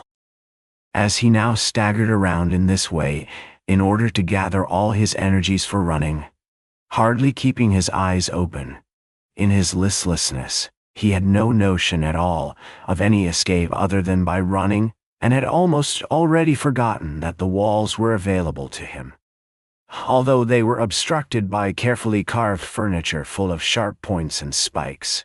At that moment something or other, thrown casually, flew down close by and rolled in front of him. It was an apple. Immediately, a second one flew after it. Gregor stood still in fright. Further flight was useless, for his father had decided to bombard him. From the fruit bowl on the sideboard his father had filled his pockets, and now, without for the moment taking accurate aim, was throwing apple after apple. These small red apples rolled as if electrified around on the floor and collided with each other. A weakly thrown apple grazed Gregor's back, but skidded off harmlessly. However, another thrown immediately after that one drove into Gregor's back really hard. Gregor wanted to drag himself off, as if the unexpected and incredible pain would go away if he changed his position. But he felt as if he was nailed in place and lay stretched out, completely confused in all his senses. Only with his final glance did he notice how the door of his room was pulled open and how, right in front of his sister, who was yelling, his mother ran out in her undergarments, for his sister had undressed her in order to give her some freedom to breathe in her fainting spell, and how his mother then ran up to his father. On the way, her tied-up skirts, one after the other, slipped toward the other floor, and how, tripping over her skirts, she hurled herself onto his father, and throwing her arms around him in complete union with him. But at this moment, Gregor's powers of sight gave way, as her hands reached to the back of his father's head, and she begged him to spare Gregor's life. Chapter 3. Gregor's serious wound, from which he suffered for over a month, since no one ventured to remove the apple. It remained in his flesh as a visible reminder, seemed by itself to have reminded the father that in spite of his present unhappy and hateful appearance, Gregor was a member of the family, something one should not treat as an enemy, and that it was, on the contrary, requirement of family duty to suppress one's aversion and to endure. Nothing else, just endure. And if through his wound Gregor had now apparently lost for good his ability to move, and for the time being needed many minutes to crawl across this room, like an aged invalid, so far as creeping up high was concerned, that was unimaginable. Nevertheless, for this worsening of his condition, in his opinion, he did get completely satisfactory compensation, because every day the door to the living room, which he was in the habit of keeping a sharp eye on even 1 or 2 hours beforehand, was opened, so that he, lying down in the darkness of his room, invisible from the living room, could see the entire family at the illuminated table, and listen to their conversation, to a certain extent with their common permission, a situation quite different from what happened before. Of course, it was no longer the animated social interaction of former times, about which Gregor in small hotel rooms had always thought about with a certain longing. When tired out, he had to throw himself in the damp bedclothes. For the most part, what went on now was very quiet. After the evening meal, the father fell asleep quickly in his armchair. The mother and sister talked guardedly to each other in the stillness. Bent far over, the mother sewed fine undergarments for a fashion shop. The sister, who had taken on a job as a salesgirl, in the evening studied stenography and French, so as perhaps later to obtain a better position. Sometimes the father woke up, and as if he was quite ignorant that he'd been asleep, said to the mother, "How long you have been sewing today?" and went right back to sleep, while the mother and the sister smiled tiredly to each other. With a sort of stubbornness, the father refused to take off his servant's uniform even at home, and while his sleeping gown hung unused on the coat hook, the father dozed completely dressed in his place, as if he was always ready for his responsibility, and even here was waiting for the voice of his superior. As a result, in spite of all the care of the mother and sister, his uniform, which even at the start was not new, grew dirty, and Gregor looked, often for the entire evening, at this clothing, with stains all over it, and with its gold buttons always polished, in which the old man, although very uncomfortable, slept peacefully nonetheless.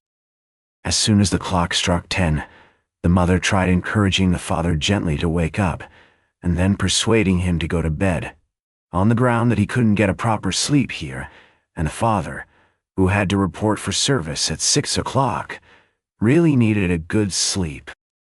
But in his stubbornness, which had gripped him since he had become a servant, he insisted always on staying even longer by the table, although he regularly fell asleep, and then could only be prevailed upon with the greatest difficulty to trade his chair for the bed. No matter how much the mother and sister might at that point work on him with small admonitions, for a quarter of an hour he would remain shaking his head slowly, his eyes closed, without standing up. The mother would pull him by the sleeve and speak flattering words into his ear. The sister would leave her work to help her mother, but that would not have the desired effect on the father. He would settle himself even more deeply in his armchair. Only when the two women grabbed him under the armpits would he throw his eyes open, look back and forth at the mother and sister, and habitually say, "This is a life. This is the peace and quiet of my old age." And propped up by both women, he would heave himself up, elaborately, as if for him it was the greatest travail, allow himself to be led to the door by the women, wave them away there, and proceed on his own from there, while the mother quickly threw down her sewing implements, and the sister her pen in order to run after the father and help him some more. In this overworked and exhausted family who had time to worry any longer about Gregor more than was absolutely necessary, the household was constantly getting smaller. The servant girl was now let go. A huge, bony cleaning woman with white hair flapping all over her head came in the morning and the evening to do the heaviest work. The mother took care of everything else in addition to her considerable sewing work. It even happened that various pieces of family jewelry, which previously the mother and sister had been overjoyed to wear on social and festive occasions, were sold, as Gregor found out in the evening from the general discussion of the prices they had fetched. But the greatest complaint was always that they could not leave this apartment, which was too big for their present means, since it was impossible to imagine how Gregor might be moved. But Gregor fully recognized that it was not just consideration for him which was preventing a move, for he could have been transported easily in a suitable box with a few air holes. The main thing holding the family back from a change in living quarters was far more their complete hopelessness, and the idea that they had been struck by a misfortune like no one else in their entire circle of relatives and acquaintances. What the world demands of poor people they now carried out to an extreme degree. The father bought breakfast to the petty officials at the bank. The mother sacrificed herself for the undergarments of strangers. The sister behind her desk was at the beck and call of customers. But the family's energies did not extend any further. And the wound in his back began to pain Gregor all over again, when now mother and sister, after they had escorted the father to bed, came back, let their work lie, moved close together, and sat cheek to cheek, and when his mother would now say, pointing to Gregor's room, "Close the door, Gret," and when Gregor was again in the darkness, while close by the women mingled their tears, or quite dry-eyed, stared at the table, Gregor spent his nights and days with hardly any sleep. Sometimes he thought that the next time the door opened, he would take over the family arrangements just as he had earlier. In his imagination appeared again, after a long time, his employer and supervisor, and the apprentices, the excessively gormless custodian, 2 or 3 friends from other businesses, a chambermaid from a hotel in the provinces, a loving fleeting memory, a female cashier from a hat shop, whom he had seriously, but too slowly courted. They all appeared mixed in with strangers, already forgotten, but instead of helping him and his family, they were all unapproachable, and he was happy to see them disappear. But then, he was in no mood to worry about his family.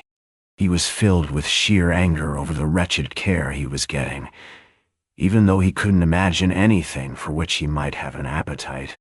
Still, he made plans about how he could take from the larder what he at all account deserved, even if he wasn't hungry. Without thinking any more about how one might be able to give Gregor special pleasure, the sister now kicked some food or other very quickly into his room in the morning, and at noon, before she ran off to her shop, and in the evening, quite indifferent about whether the food had perhaps only been tasted, or what happened most frequently, remained entirely undisturbed, she whisked it out with one sweep of her broom. The task of cleaning his room, which she now always carried out in the evening, could not be done any more quickly. Streaks of dirt ran along the walls.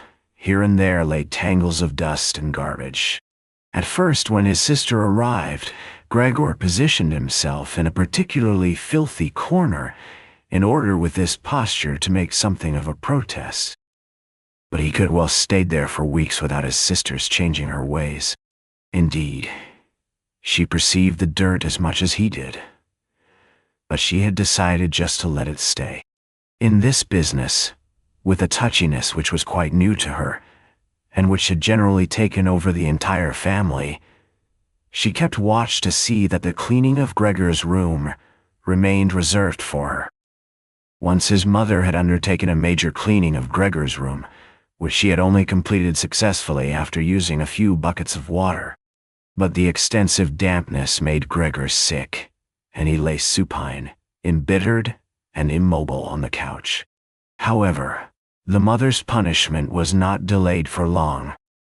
For in the evening the sister had hardly observed the change in Gregor's room before she ran into the living room, mightily offended, and in spite of her mother's hand lifted high in entreaty, broke out in a fit of crying. Her parents, the father had of course woken up with a start in his armchair, at first looked at her astonished and helpless, until they started to get agitated. Turning to his right, the father heaped reproaches on the mother that she was not to take over the cleaning of Gregor's room from the sister, and, turning to his left, he shouted at the sister that she would no longer be allowed to clean Gregor's room ever again, while the mother tried to pull the father, beside himself in his excitement, into the bedroom. The sister, shaken by her crying fit, pounded on the table with her tiny fists, and Gregor hissed at all this, angry that no one thought about shutting the door and sparing him the sight of this commotion. But even when the sister, exhausted from her daily work, had grown tired of caring for Gregor as she had before, even then the mother did not have to come at all on her behalf, and Gregor did not have to be neglected, for now the cleaning woman was there. This old widow, who in her long life must have managed to survive the worst with the help of her bony frame, had no real horror of Gregor. Without being in the least curious, she had once by chance opened Gregor's door. At the sight of Gregor, who, totally surprised, began to scamper here and there, although no one was chasing him, she remained standing with her hands folded across her stomach, staring at him. Since then, she did not fail to open the door furtively, a little every morning and evening, to look in on Gregor. At first, she also called him to her with words which she presumably thought were friendly, like, "Come here for a bit, old dung beetle," or "Hey, look at the old dung beetle," addressed in such a manner. Gregor answered nothing, but remained motionless in his place, as if the door had not been opened at all. If only, instead of allowing this cleaning woman to disturb him uselessly whenever she felt like it, they had instead given her orders to clean up his room every day. One day in the early morning, a hard downpour, perhaps already a sign of the coming spring, struck the window panes. When the cleaning woman started up once again with her usual conversation, Gregor was so bitter that he turned towards her, as if for an attack, although slowly and weakly. But instead of being afraid of him, the cleaning woman merely lifted up a chair standing close by the door and as she stood there with her mouth wide open, her intention was clear. She would close her mouth only when the chair in her hand had been thrown down on Gregor's back. "This goes no further, all right?" she asked, as Gregor turned himself around again, and she placed the chair calmly back in the corner. Gregor ate hardly anything anymore. Only when he chanced to move past the food which had been prepared did he, as a game, take a bit into his mouth, hold it there for hours, and generally spit it out again. At first he thought it might be his sadness over the condition of his room which kept him from eating, but he very soon became reconciled to the alterations in his room. People had grown accustomed to put into storage in his room things which they couldn't put anywhere else, and at this point, there were many such things. Now that they had rented one room of the apartment to 3 lodgers.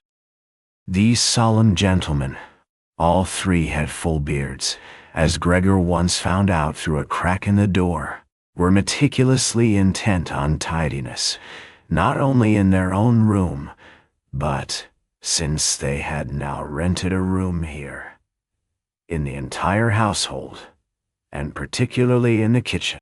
They simply did not tolerate any useless or shoddy stuff. Moreover, for the most part they had brought with them their own pieces of furniture. Thus many items had become superfluous, and these were not really things one could sell or things people wanted to throw out.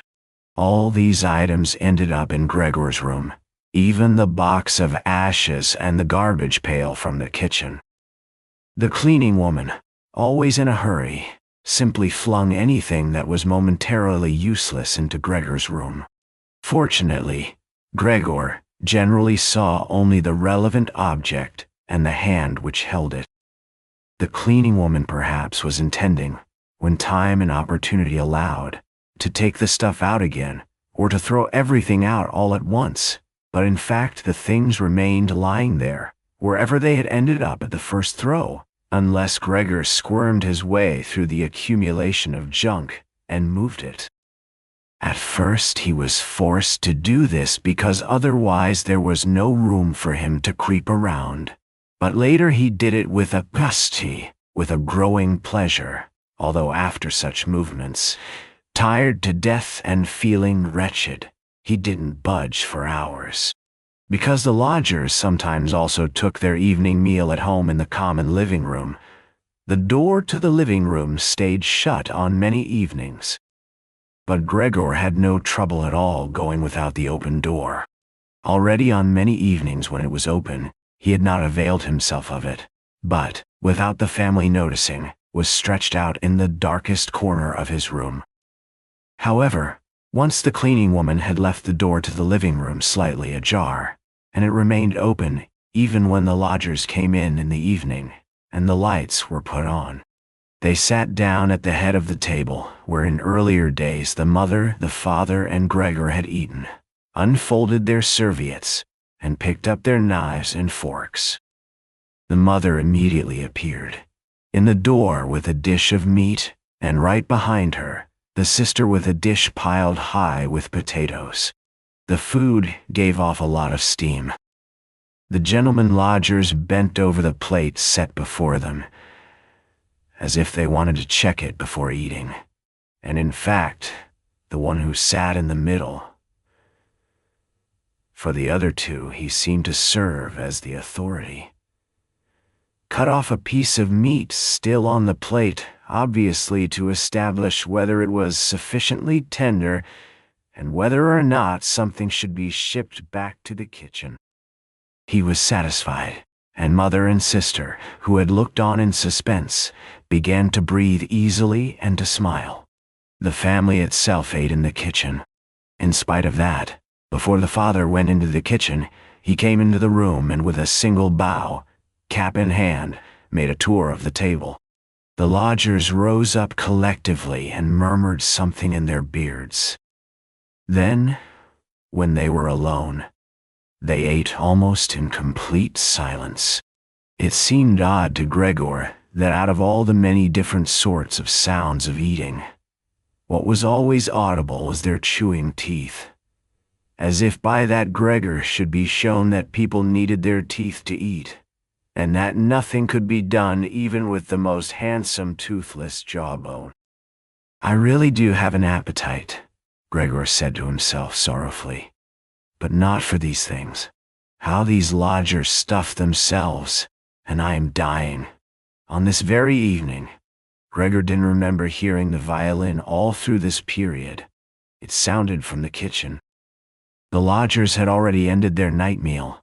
The middle one had pulled out a newspaper and had given each of the other two a page, and they were now leaning back, reading and smoking. When the violin started playing, they became attentive, got up, and went on tiptoe to the hall door, at which they remained standing, pressed up against one another. They must have been audible from the kitchen, because the father called out, "Perhaps the gentlemen don't like the playing? It can be stopped at once." "On the contrary," stated the lodger in the middle, "might the young woman not come into us and play in the room here where it is really much more comfortable and cheerful?" "Oh, thank you," cried out the father, as if he were the one playing the violin. The men stepped back into the room and waited. Soon the father came with the music stand, the mother with the sheet music, and the sister with the violin. The sister calmly prepared everything for the recital. The parents, who had never previously rented a room, and therefore exaggerated their politeness to the lodgers, dared not sit on their own chairs. The father leaned against the door, his right hand stuck between two buttons of his buttoned-up uniform. The mother, however, accepted a chair offered by one lodger. Since she left the chair sit where the gentleman had chanced to put it, she sat to one side in a corner. The sister began to play. The father and mother followed attentively, one on each side, the movements of her hands. Attracted by the playing, Gregor had ventured to advance a little further forward, and his head was already in the living room. He scarcely wondered about the fact that recently he had had so little consideration for the others. Earlier this consideration had been something he was proud of, and for that very reason, he would have had at this moment more reason to hide away, because as a result of the dust which lay all over his room and flew around with the slightest movement, he was totally covered in dirt. On his back and his sides he carted around with him dust, threads, hair, and remnants of food. His indifference to everything was much too great for him to lie on his back and scour himself on the carpet, as he often had done earlier during the day. In spite of his condition, he had no timidity about inching forward a bit on the spotless floor of the living room. In any case, no one paid him any attention. The family was all caught up in the violin playing. The lodgers, by contrast, who for the moment had placed themselves, their hands in their trouser pockets, behind the music stand much too close to the sister, so that they could all see the sheet music, something that must certainly bother the sister, soon drew back to the window, conversing in low voices with bowed heads, where they then remained, worriedly observed by the father. It now seemed really clear that, having assumed they were to hear a beautiful or entertaining violin recital, they were disappointed, and were allowing their peace and quiet to be disturbed only out of politeness. The way in which they all blew the smoke from their cigars out of their noses and mouths in particular led one to conclude that they were very irritated. And yet his sister was playing so beautifully. Her face was turned to the side, her gaze followed the score intently and sadly. Gregor crept forward still a little further, and kept his head close against the floor in order to be able to catch her gaze if possible. Was he an animal that music so seized him? For him it was as if the way to the unknown nourishment he craved was revealing itself to him. He was determined to press forward right to his sister, to tug at her dress, and to indicate to her in this way that she might still come with her violin into his room, because here no one valued the recital as he wanted to value it. He did not wish to let her go from his room any more, at least not as long as he lived. His frightening appearance would for the first time become useful for him. He wanted to be at all the doors of his room simultaneously and snarl back at the attackers. However, his sister should not be compelled, but would remain with him voluntarily. She would sit next to him on the sofa, bend down her ear to him, and he would then confide in her that he firmly intended to send her to the conservatory, and that, if his misfortune had not arrived in the interim, he would have declared all this last Christmas, had Christmas really already come and gone, and dawn, would have brooked no argument.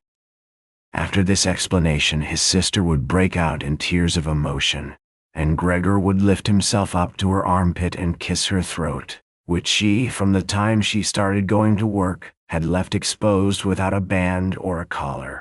"Mr. Samsa," called out the middle lodger to the father, and pointed his index finger, without uttering a further word, at Gregor as he was moving slowly forward. The violin fell silent. The middle lodger smiled, first shaking his head once at his friends, and then looked down at Gregor once more. Rather than driving Gregor back again, the father seemed to consider it of prime importance to calm down the lodgers, although they were not at all upset, and Gregor seemed to entertain them more than the violin recital. The father hurried over to them, and with outstretched arms, tried to push them into their own room and simultaneously to block their view of Gregor with his own body. At this point, they became really somewhat irritated, although one no longer knew whether that was because of the father's behavior or because of knowledge they had just acquired that they had, without knowing it, a neighbor like Gregor. They demanded explanations from his father, raised their arms to make their points, tugged agitatedly at their beards, and moved back towards their room quite slowly.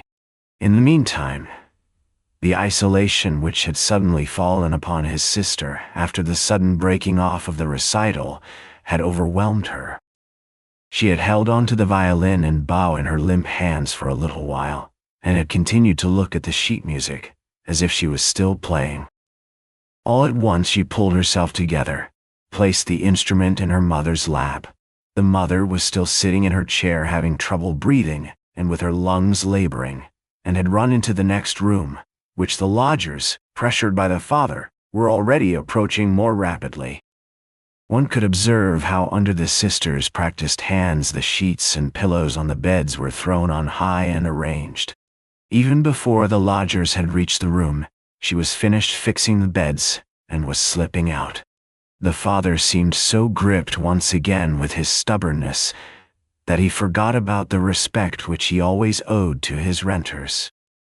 He pressed on and on, until, at the door of the room, the middle gentleman stamped loudly with his foot, and thus brought the father to a standstill. "I hereby declare," the middle lodger said, raising his hand and casting his glance both on the mother and the sister, "that considering the disgraceful conditions prevailing in this apartment and family," with this he spat decisively on the floor, "I immediately cancel my room. Why immediately cancel my room? I will, of course, pay nothing at all for the days which I have lived here. On the contrary, I shall think about whether or not I will initiate some sort of action against you, something which, believe me, will be very easy to establish." He fell silent and looked directly in front of him, as if he was waiting for something. In fact, his two friends immediately joined in with their opinions. Wei also gave immediate notice. At that, he seized the door handle, banged the door shut, and locked it. The father groped his way tottering to his chair and let himself fall in it. It looked as if he was stretching out for his usual evening snooze, but the heavy nodding of his head, which looked as if it was without support, showed that he was not sleeping at all. Gregor had lain motionless the entire time in the spot where the lodgers had caught him. Disappointment with the collapse of his plan, and perhaps also his weakness brought on his severe hunger, made it impossible for him to move. He was certainly afraid that a general disaster would break over him at any moment. And he waited. He was not even startled when the violin fell from the mother's lap, out from under her trembling fingers, and gave off a reverberating tone. "My dear parents," said the sister, banging her hand on the table by way of an introduction, "things cannot go on any longer in this way. Maybe if you don't understand that, well, I do. I will not utter my brother's name in front of this monster, and thus I say only that we must try to get rid of it. We have tried what is humanly possible to take care of it and to be patient. I believe that no one can criticize us in the slightest. She is right in 1,000 ways," said the father to himself. The mother, who was still incapable of breathing properly, began to cough numbly with her hand held up over her mouth and a manic expression in her eyes. The sister hurried over to her mother and held her forehead. The sister's words seemed to have led the father to certain reflections. He sat upright, played with his uniform hat among the plates, which still lay on the table from the lodger's evening meal, and looked now and then at the motionless Gregor. "We must try to get rid of it," the sister now said decisively to the father, for the mother, in her coughing fit, wasn't listening to anything. "It is killing you both. I see it coming. When people have to work as hard as we all do, they cannot also tolerate this endless torment at home. I just can't go on anymore." As she broke out into such a crying fit that her tears flowed out down onto her mother's face, she wiped them off her mother with mechanical motions of her hands. "Child," said the father sympathetically, and with obvious appreciation, "then what should we do?" The sister only shrugged her shoulders as a sign of the perplexity which, in contrast to her previous confidence, had come over her while she was crying. "If only he understood us," said the father in a semi-questioning tone.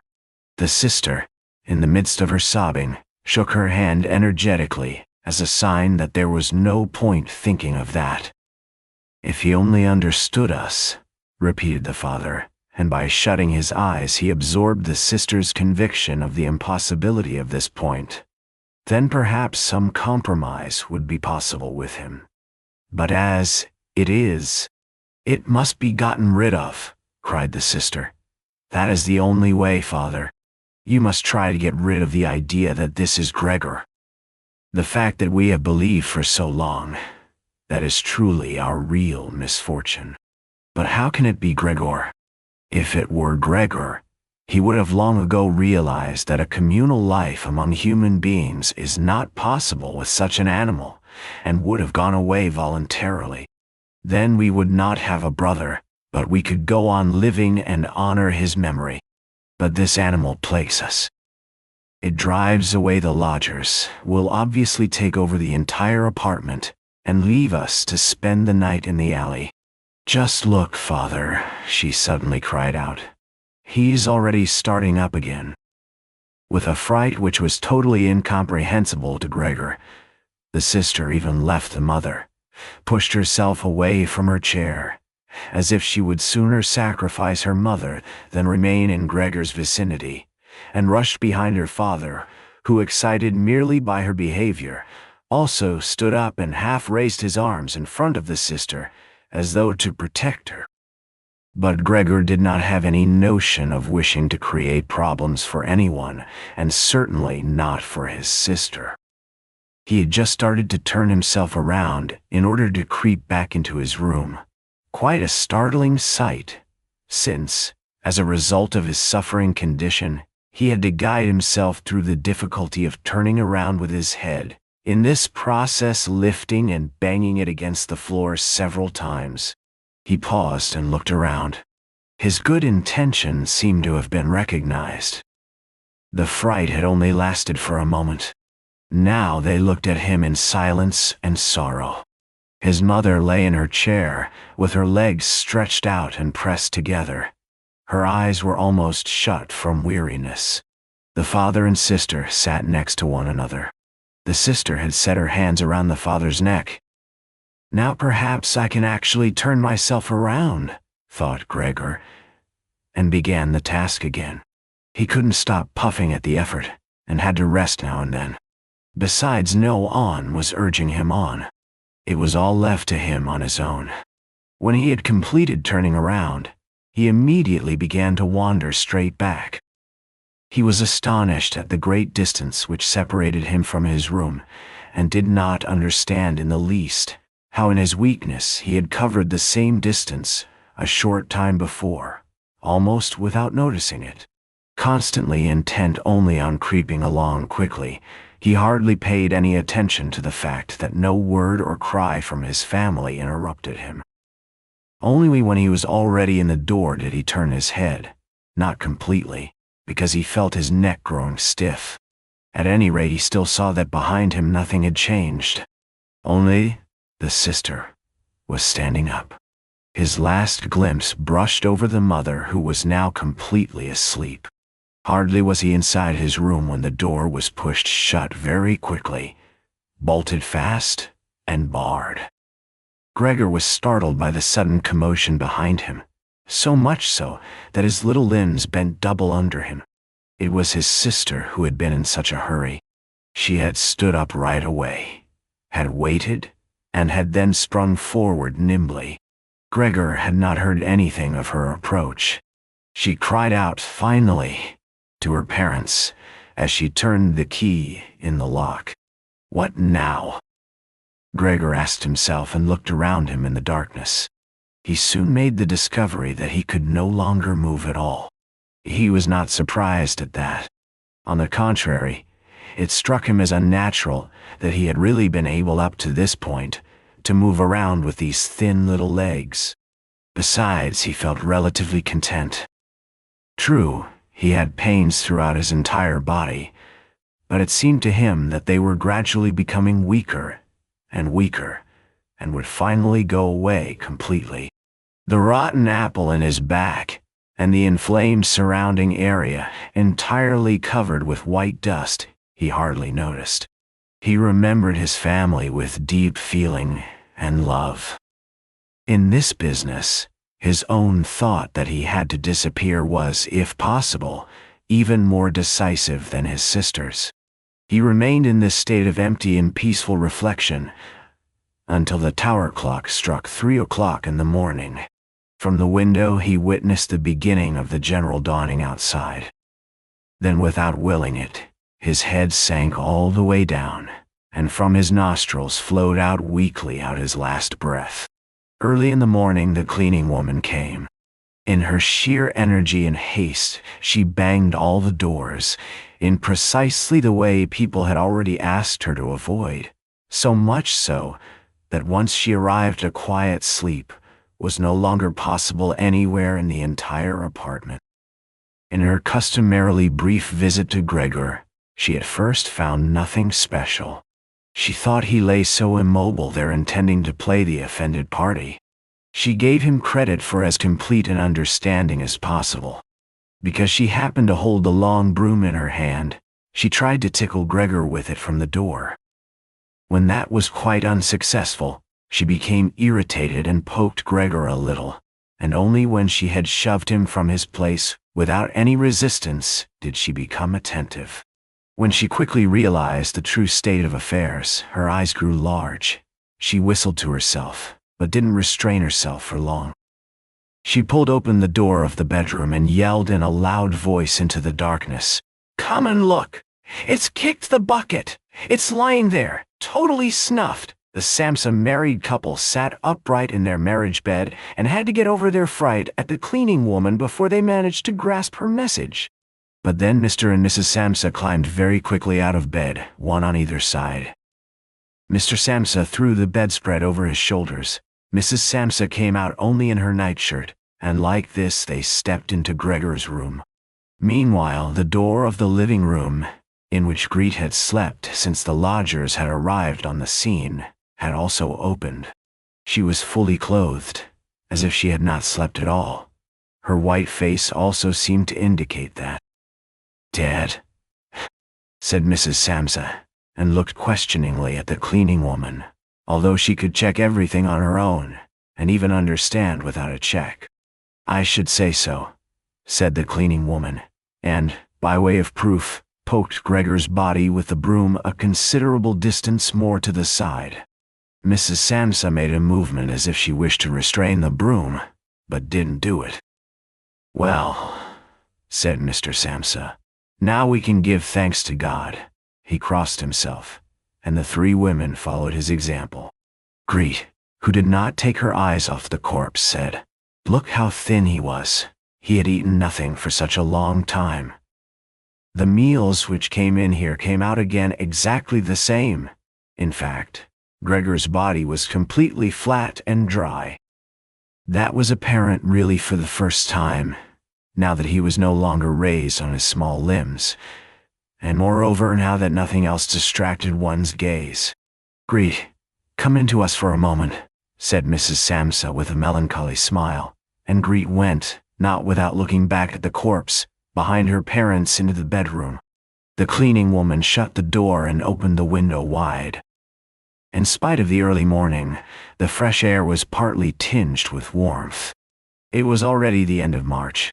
The three lodgers stepped out of their room and looked around for their breakfast, astonished that they had been forgotten.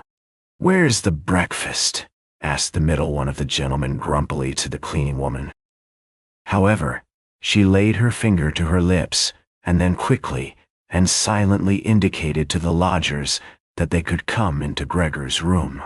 So they came and stood around Gregor's corpse, their hands in the pockets of their somewhat worn jackets, in the room, which was already quite bright. Then the door of the bedroom opened, and Mr. Samsa appeared in his uniform, with his wife on one arm and his daughter on the other. All were a little tear-stained. Now and then Greet pressed her face onto her father's arm. "Get out of my apartment immediately," said Mr. Samsa, and pulled open the door without letting go of the women. "What do you mean?" said the middle lodger, somewhat dismayed and with a sugary smile. The two others kept their hands behind them and constantly rubbed them against each other, as if in joyful anticipation of a great squabble which must end up in their favor. "I mean exactly what I say," replied Mr. Samsa, and went directly with his two female companions up to the lodger. The latter at first stood there motionless, and looked at the floor, as if matters were arranging themselves in a new way in his head. "All right, then we'll go," he said, and looked up at Mr. Samsa as if, suddenly overcome by humility, he was asking fresh permission for this decision. Mr. Samsa merely nodded to him repeatedly with his eyes open wide. Following that, the lodger actually went immediately with long strides into the hall. His two friends had already been listening for a while, with their hands quite still, and now they hopped smartly after him, as if afraid that Mr. Samsa could step into the hall ahead of them and disturb their reunion with their leader. In the hall, all three of them took their hats from the coat rack, pulled their canes from the cane holder, bowed silently, and left the apartment. In what turned out to be an entirely groundless mistrust, Mr. Samsa stepped with the two women out onto the landing, leaned against the railing, and looked down as the three lodgers slowly but steadily made their way down the long staircase, disappeared on each floor in a certain turn of the stairwell, and in a few seconds came out again. The deeper they proceeded, the more the Samsa family lost interest in them, and when a butcher with a tray on his head come to meet them, and then with a proud bearing ascended the stairs high above them, Mr. Samsa dem, Mr. Samsa, together with the women, left the banister, and they all returned, as if relieved, back into their apartment. They decided to pass that day resting and going for a stroll. Not only had they earned this break from work, but there was no question that they really needed it. And so they sat down at the table and wrote 3 letters of apology. Mr. Samsa to his supervisor, Mrs. Samsa to her client, and Greet to her proprietor. During the writing, the cleaning woman came in to say that she was going off, for her morning work was finished. The three people writing at first merely nodded, without glancing up. Only when the cleaning woman was still unwilling to depart did they look up angrily. "Well?" asked Mr. Samsa. The cleaning woman stood smiling in the doorway, as if she had a great stroke of luck to report to the family, but would only do it if she was asked directly. The almost upright small ostrich feather in her hat, which had irritated Mr. Samsa during her entire service, swayed lightly in all directions. "All right then, what do you really want?" asked Mrs. Samsa, whom the cleaning lady still usually respected. "Well," answered the cleaning woman, smiling so happily she couldn't go on speaking right away. "About how that rubbish from the next room should be thrown out? You mustn't worry about it. It's all taken care of." Mrs. Samsa and Greed bent down to their letters, as though they wanted to go on writing. Mr. Samsa, who noticed that the cleaning woman wanted to start describing everything in detail, decisively prevented her with an outstretched hand. But since she was not allowed to explain, she remembered the great hurry she was in, and called out, clearly insulted, "Ta-ta!" Everyone turned around furiously and left the apartment with a fearful slamming of the door. "This evening she'll be let go," said Mr. Samsa. But he got no answer from either his wife or from his daughter, because the cleaning woman seemed to have upset once again the tranquility they had just attained. They got up, went to the window, and remained there, with their arms about each other. Mr. Samsa turned around in his chair in their direction, and observed them quietly for a while.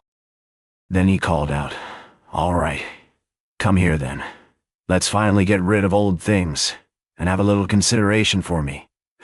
The women attended to him at once. They rushed to him, caressed him, and quickly ended their letters. Then all three left the apartment together, something they had not done for months now, and took the electric tram into the open air outside the city. The car in which they were sitting by themselves was totally engulfed by the warm sun. They talked to each other, leaning back comfortably in their seats, about future prospects, and they discovered that on closer observation, these were not at all bad, for all three had employment, about which they had not really questioned each other at all, which was extremely favorable, and with especially promising prospects. The greatest improvement in their situation at this moment, of course, had to come from a change of dwelling. Now they wanted to rent an apartment smaller and cheaper, but better situated and generally more practical than the present one, which Gregor had found. While they amused themselves in this way, it struck Mr. and Mrs. Samsa almost at the same moment how their daughter, who was getting more animated all the time, had blossomed recently, in spite of all the troubles which had made her cheeks pale, into a beautiful and voluptuous young woman. Growing more silent and almost unconsciously understanding each other in their glances, they thought that the time was now at hand to seek out a good, honest man for her. And it was something of a confirmation of their new dreams and good intentions when at the end of their journey the daughter first lifted herself up and stretched her young body.